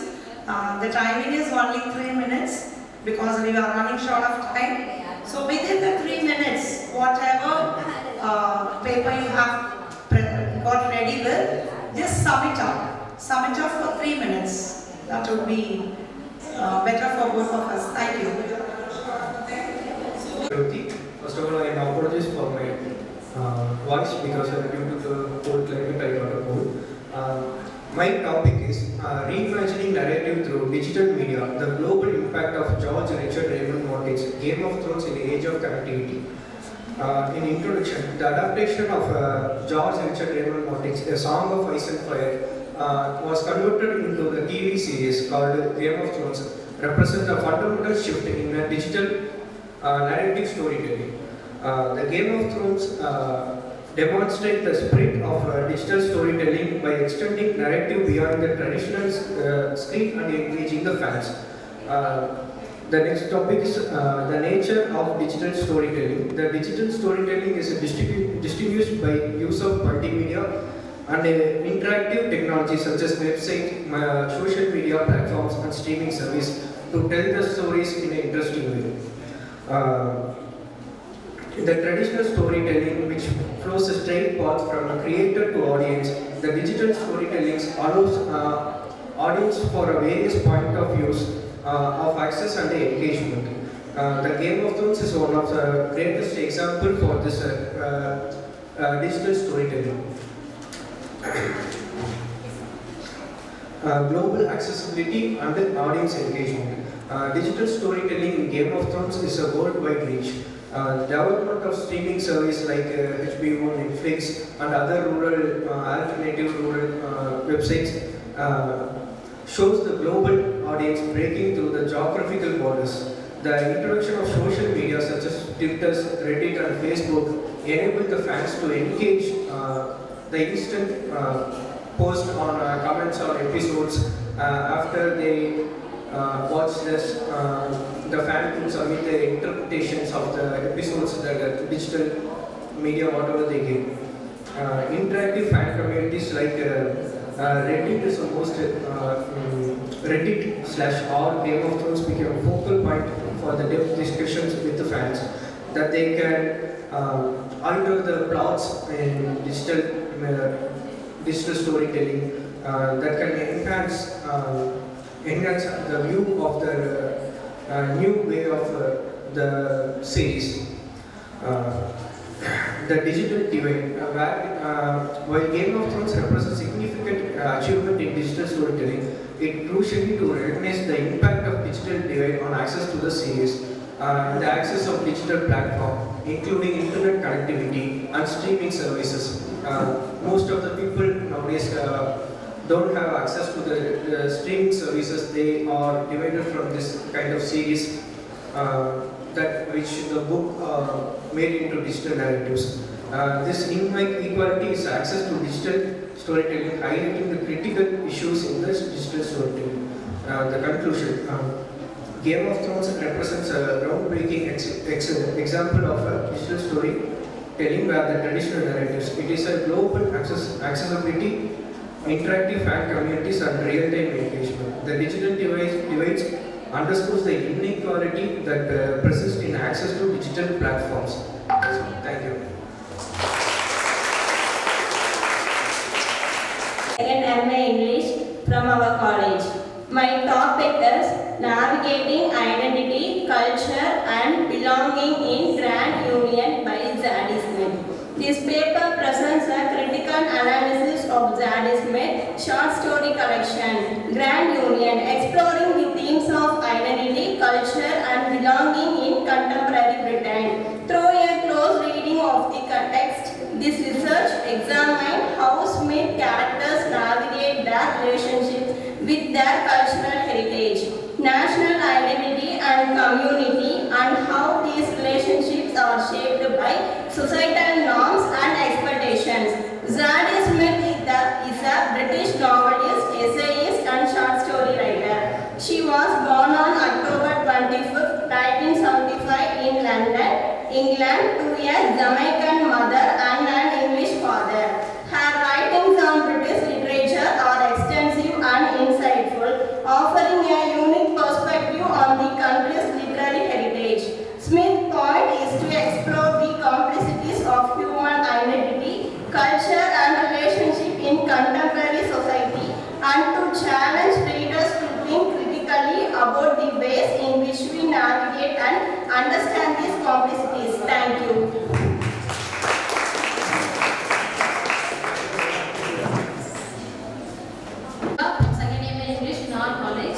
Good afternoon everyone. Today I am here to discuss about the topic about how Sigmund Freud's psychoanalytic theory get adapted in Jan Martel's work Life of Pi, which get adapted into a critically acclaimed film directed by Annie Lee. First I would like to tell the story of the novel in short, then I would like to justify my topic. Here in the novel Life of Pi, Vincent Patel, also known as Pi, as a young boy from Pondicherry, India, grows up fascinated by religion and zoology. He practices Hinduism, Christianity and Islam simultaneously, seeking to understand God through different lenses. His father owns a zoo and Pi spends much of his childhood living, learning about learns and their behaviors. When Pi is 16, his family decided to emigrate to Canada, selling their zoo animals and boarding a Japanese cargo ship. Tragically, the ship sinks during a storm, leaving Pi stranded in the Pacific Ocean on the lifeboat. His only companion are zebra, an orangutan, and hyena, and Bengal tiger named as Richard Parker. Over the time, hyena kills the zebra and orangutan, and the Richard Parker kills the hyena, leaving Pi and the tiger the sole survivors. Pi learns to coexist with Richard Parker using his knowledge of animal behavior to establish dominance and avoid being eaten. They survive for 227 days, facing hunger, storm, thirst, and isolation. Pi finds solace in his faith and imagination. Eventually, they reach the coast of Mexico, where Richard Parker disappears into the jungle without a backward glance. Pi is rescued by a local recount to his story, Japanese official investigating the shipwrecks. When they doubt his state, Pi offers again more brutal versions in which humans replace the animals, leaving readers to decide which versions they believe. By this story, now we can see how the psychoanalytic theory of ego and superego get implemented. Here, the ego, which is primal instinct and survival, seen in the story, where Pi's will to survive his need for food and his violent action, such as fish killing, despite being a vegetarian, reflects the influence of will.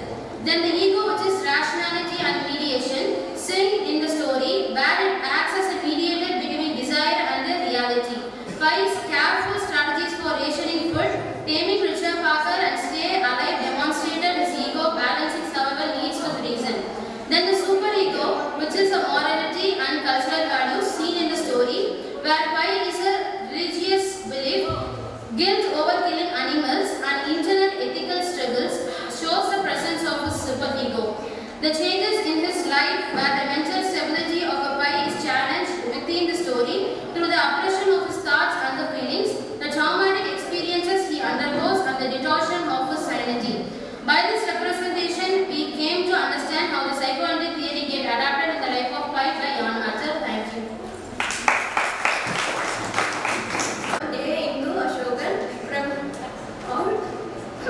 From our college, my paper examines how intersectionality of race, gender, sexuality influences and shapes decisions and the experience of Evelyn Hugo from The Seven Husbands of Evelyn Hugo by Taylor Jenkins Reid. Taylor Jenkins Reid is an American author who has penned 5 novels and known for her distinctive narrative style, which transports readers to the imaginary setting of her novels. Through Evelyn's struggle and crimes, the novel critiques Hollywood's systematic marginalization of diverse voice and how power works within constraints of race,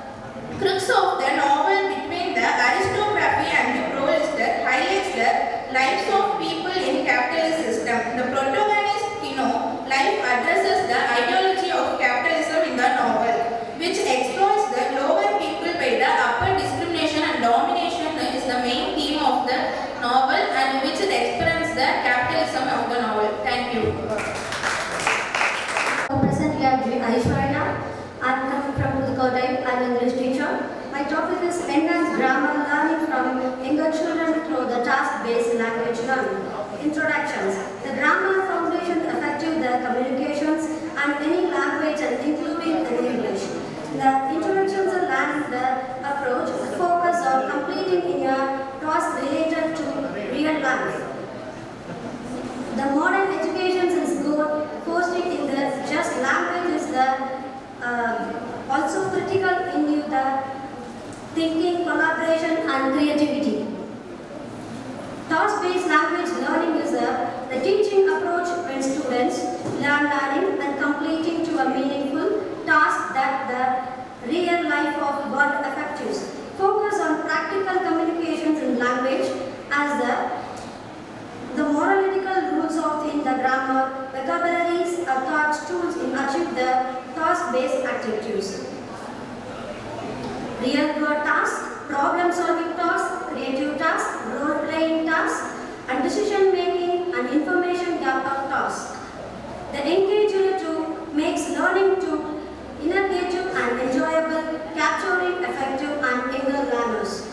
To help students connect to grammar with rules, practice uses to process in visual and audible, kindness to learner and visual of in the management providing guidance of real-time of feedbacks. Pre-task, introduction to topic task and task, planning a report.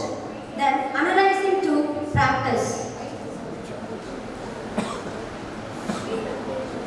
The younger children lower grades the grammar should not talk writing to blackboards, teaching to able, in teaching children to real life examples to make classes of wrapping more essay to a students under time to remember life of it. Thank you so much.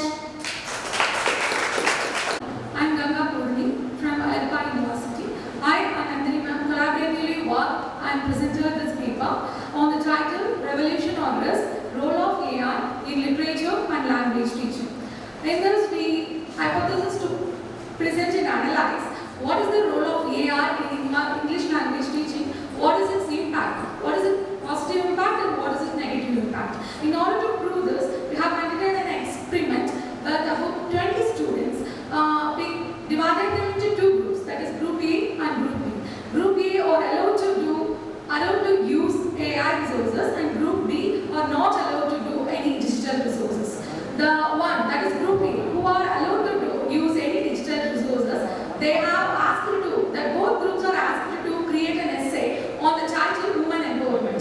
The group who are allowed to use the digital resources are written an essay very creatively and the essay doesn't have any grammatical errors and it has so much of legal references and statistical data.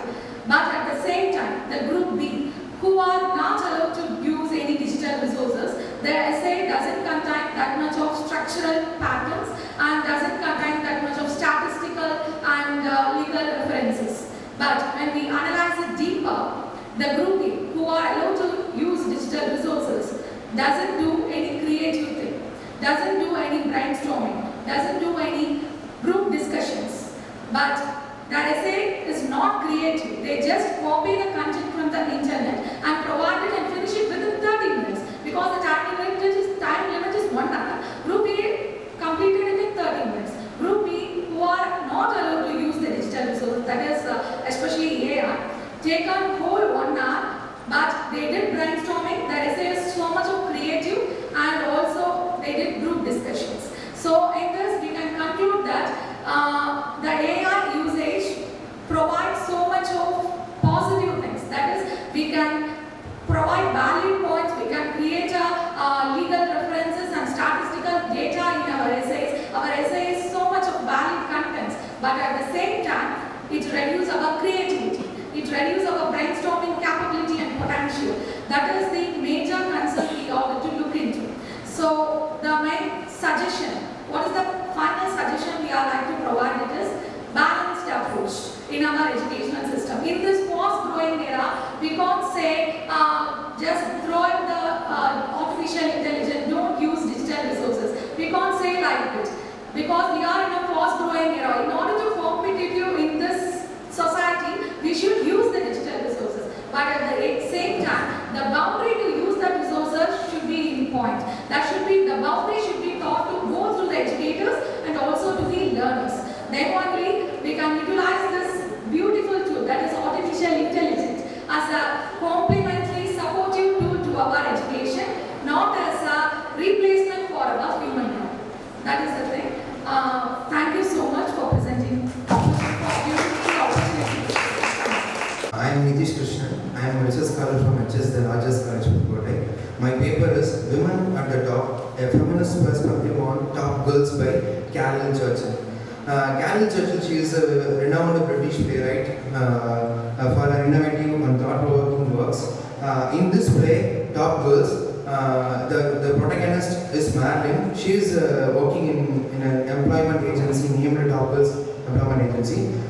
In that, the play is set in a historical background that Marilyn is in a dream, that she is dreaming. In the dream, she is throwing a party, dinner party, to the top girls from the various periods of the history, namely Pope Joan, Lady Nijo, and Patient Griselda, Isabella Bird. All these characters were from different era, but in her dream they were all present in that one dinner party. So she's talking like a friend to them and experiencing, asking about the experiences they faced in each character. Like Lady Nijo, she is from 13th century. She's asking how you faced, how you were tortured by the men during your period, and how you become a pope after the time. And then she's talking with the Pope Joan because she was a courtesan at the time. Later she was converted into a pope actually. Those times courtesans were prostitutes, and later on for 2 or 3 years she was a pope. Then she's talking about how you faced many male chauvinism during the time, how you faced those times.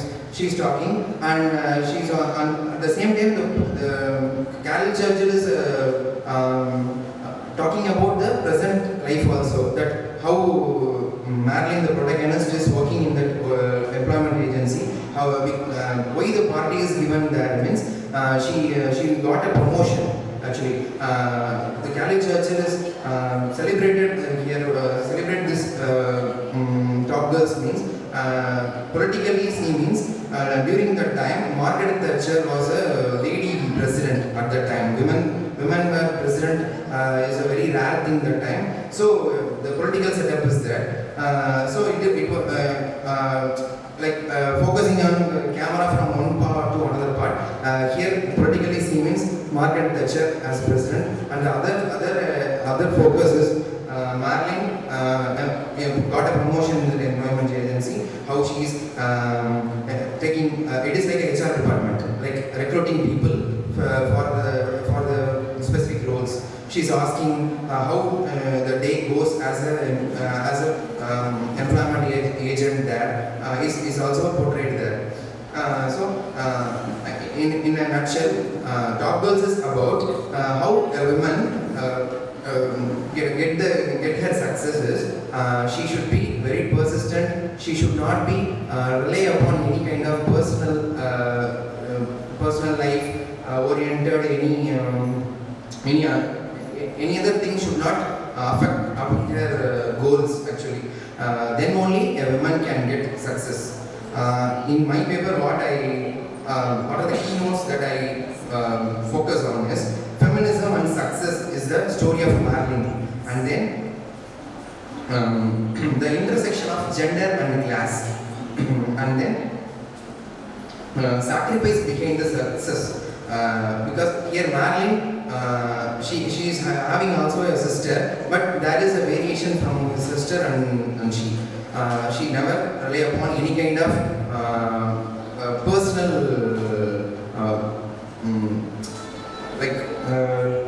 she's only focus on the success only. Only that kind of mentality will make a woman success. This is the final part of me. Okay, thank you. English, Kalaignar Arts College for Women. My topic, gender roles and societal expectations in Daphne du Maurier's Rebecca. My study examines the intricate portrayal of gender roles and societal expectations in Daphne du Maurier's Rebecca. Daphne du Maurier is an English novelist known for her gothic writing and dark subject matter. She wrote several books, including her famous works, The Loving Spirit and Jamaica. Through the contrasting figure, the unnamed narrator, and Rebecca, the author explores the tension between conformity and rebellion against traditional gender norms.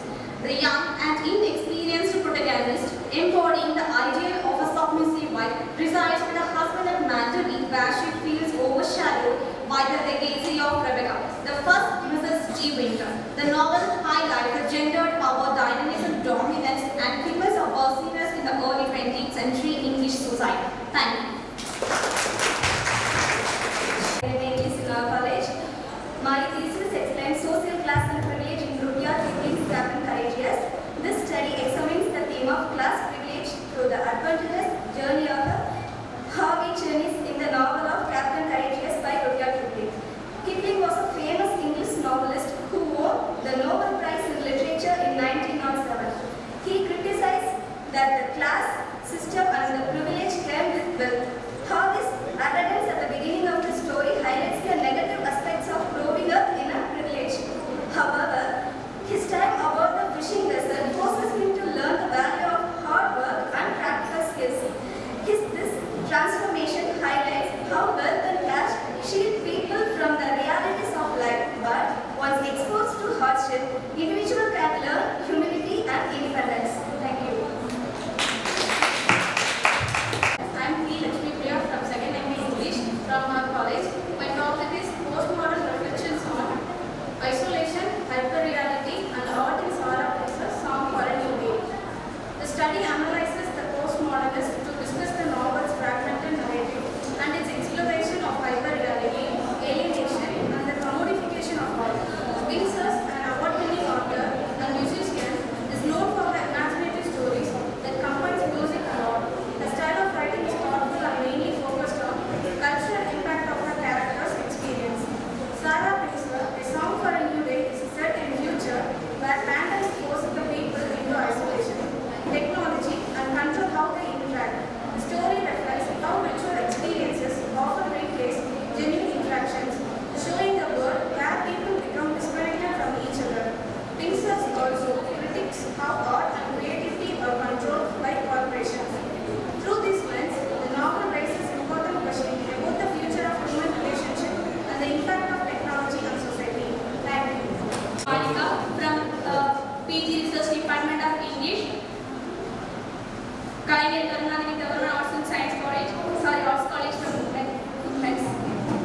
Today, I present the title, The Portrayal of Racial Discrimination in Vulgarity Stuff. The portrayal of racial discrimination in Vulgarity Stuff, a post-colonial study, explores the novel from the perspective of post-colonial period. Through the protagonist, Western Forsage Stuff, Petty depicts racial discrimination as characters suffer from the racism, dehumanization, black identity crisis, fear, violence, and death. This paper shows that the racism is still prevalent in American society and has not ended. There is an example of regression instead of progression.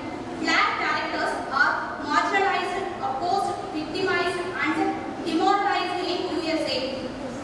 It describes how black faces miseries and discriminations based on racism. This paper analyzes how African Americans have been gravely damaged, having comfort by poverty, violence, tortures from the white peoples. So the paper objective is to portray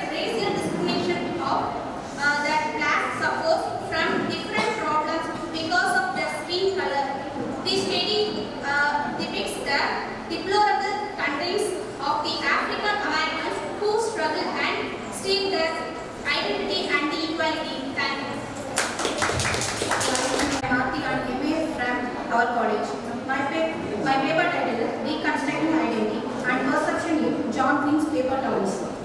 John Green uses reconstruction and perception theory in paper towns to explore identity and challenge the settler. So Margot wrote, Sibling Man, he constructs the manic wizarding dream world, showing her as complex individual rather than an identical figure. Green's approach emphasizes the importance of understanding individuals as they truly are, belong as assumption and exception. John Green is a prominent American author, best known for his young adult novels, including The Cold in Our Stars and Looking for Alaska.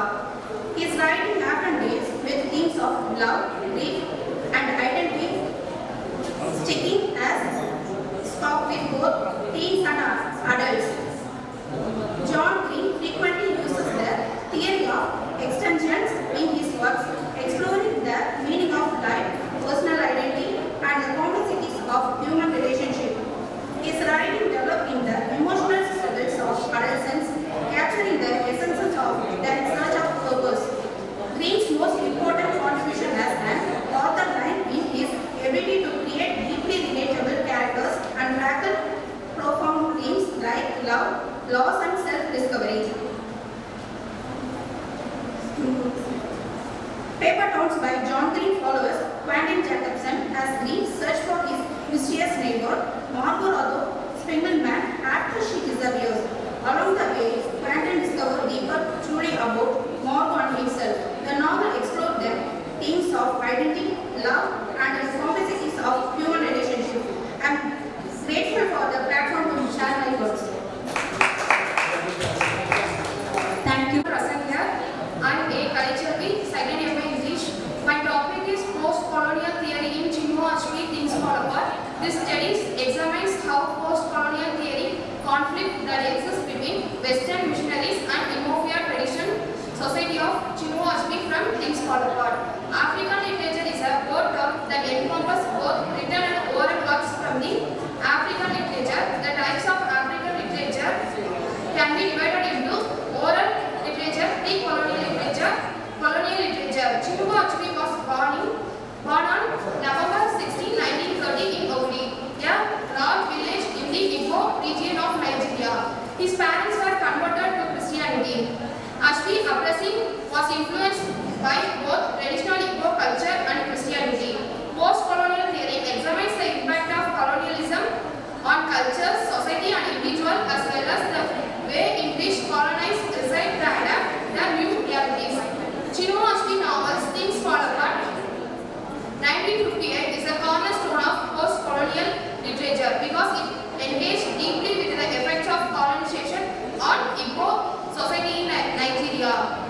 Okanko life changes dramatically due to the arrival of British colonists in his village Imofia. The Westerners subjugated the native forms and values by rejecting native gods and erasing the ancient spirit and divine power of cultural society of Imofia.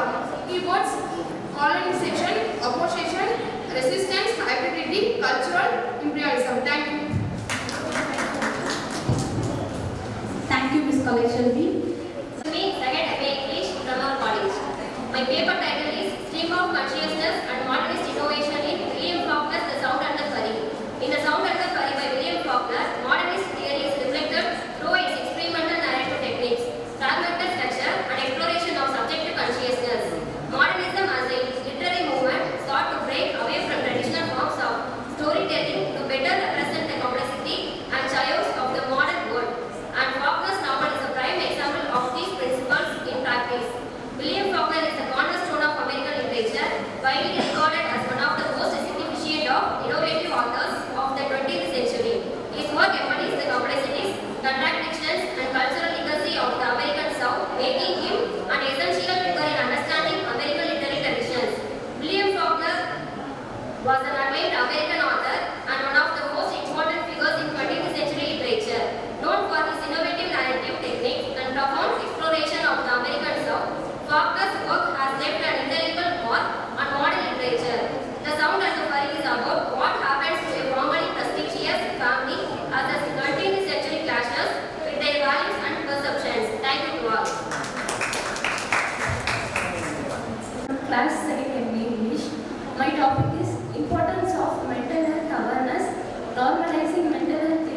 by open conversation and seeking help in recovery. In Matt Haig's Reason to Stay Alive, this study examines how Matt Haig's Reasons to Stay Alive creates awareness about mental health by normalizing mental health issues.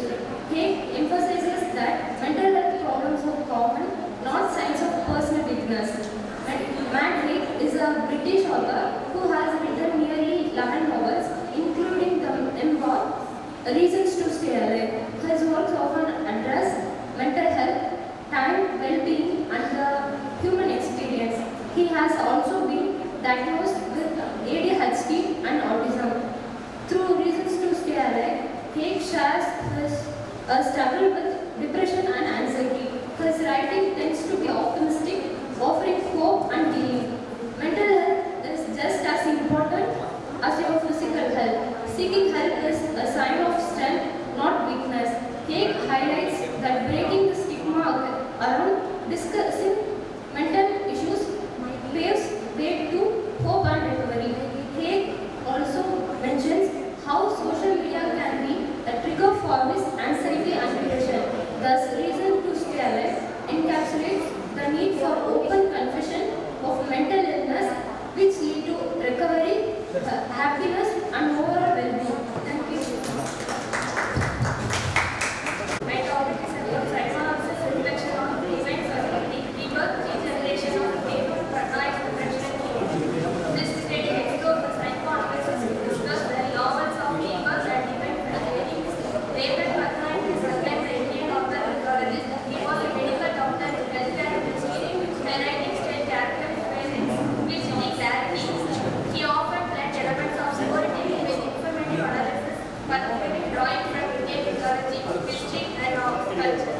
The novel blends the fantastical with the psychological, exploring the king's internal struggles and impact of this miraculous pregnancy on his kingdom, family, and self-perception. It is a thought-provoking piece providing insights into human emotion while drawing on the rich tapestry of Indian mythology. The title pregnantly David Karunanidhi is a metaphorical and symbolical expression to reference the story of Vanasha, a king from Indian mythology who on unusual terms of rebirth becomes pregnant. This title embodies the theme of gender fluidity and the taking of traditional roles in Indian culture, refers to the body of written and oral words over the thousands of years. Thank you. English, my topic, ecological disaster, power dynamics and the political of identity, a critical analysis of engaging septic diseases. These thesis provide a critical analysis, engaging normal septic diseases, exploring the intersections of colonialism, disaster, power dynamic and the political of identity. Set in a multiple natural disaster on 56 have whispered destruction and social collapse. The novel follows group of characters with unique ability as the navigate the complex steps of power, struggles, operation as resistance. Through a close reading of the novel, this research examines a way this Jemins use the fantasy context on the real world with issues such as climate change, colonialism, and scientific conflicts. Thank you, Niveta. I am Mobi Rotini, second MA English from our college. My title, Drama, Identity and the Fragmented Self, a psychoanalytic exploration of Kenya Yanigra's A Little Life. This study examines a psychoanalytic analysis of Kenya Yanigra's novel, A Little Life, exploring the complex non-nonsense relationship between drama, identity, and fragmented self. Kenya Yanigra is an American novelist and is the best known for her novels, which explore the themes of identity, relationships, and human conditions. Through a close reading of the novel, this research examines the ways in which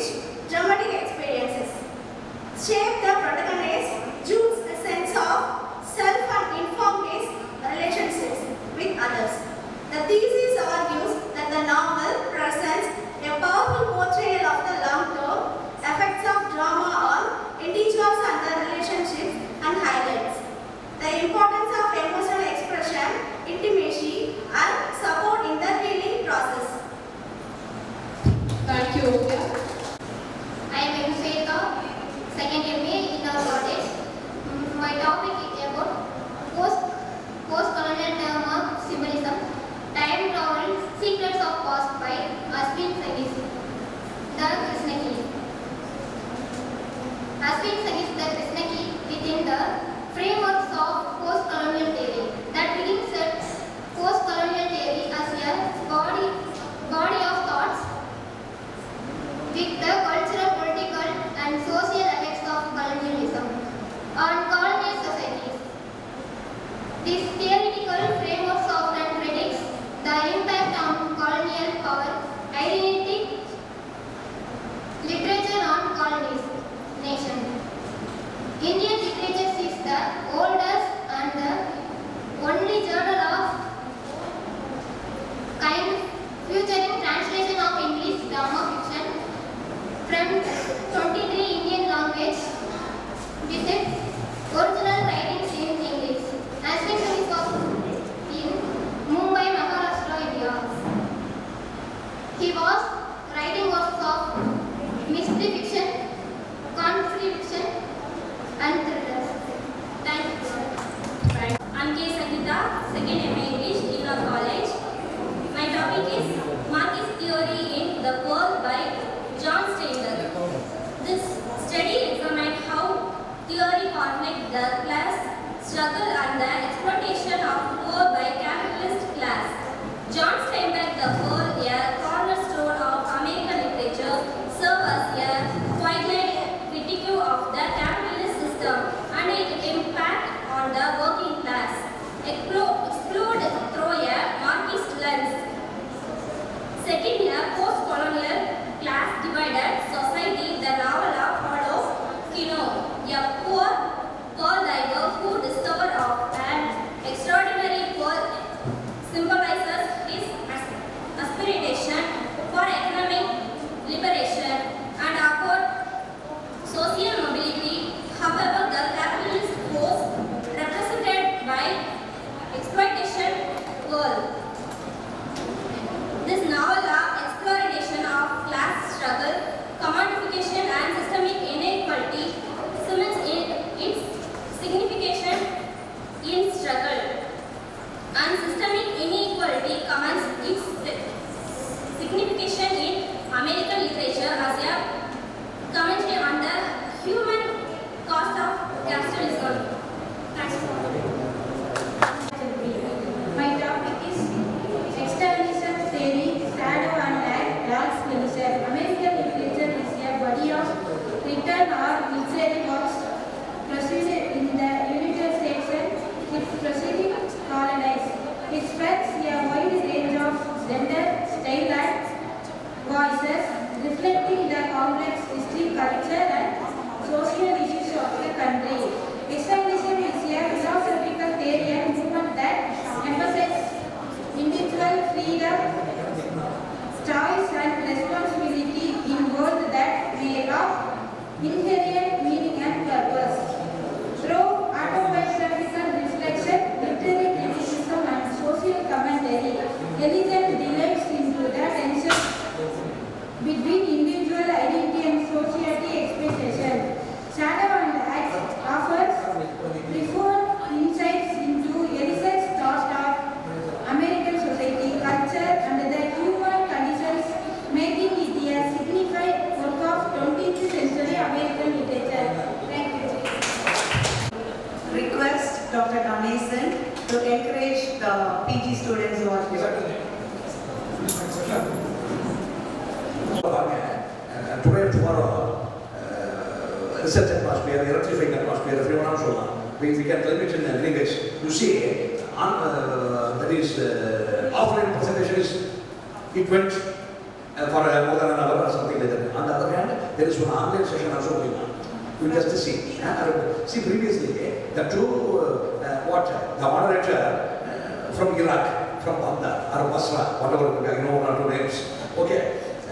Which I want to exhibit. Sir, she knows very well you, sir. The Professor Brisha from Iran. Yes, and she very well knows you. Surprise for me.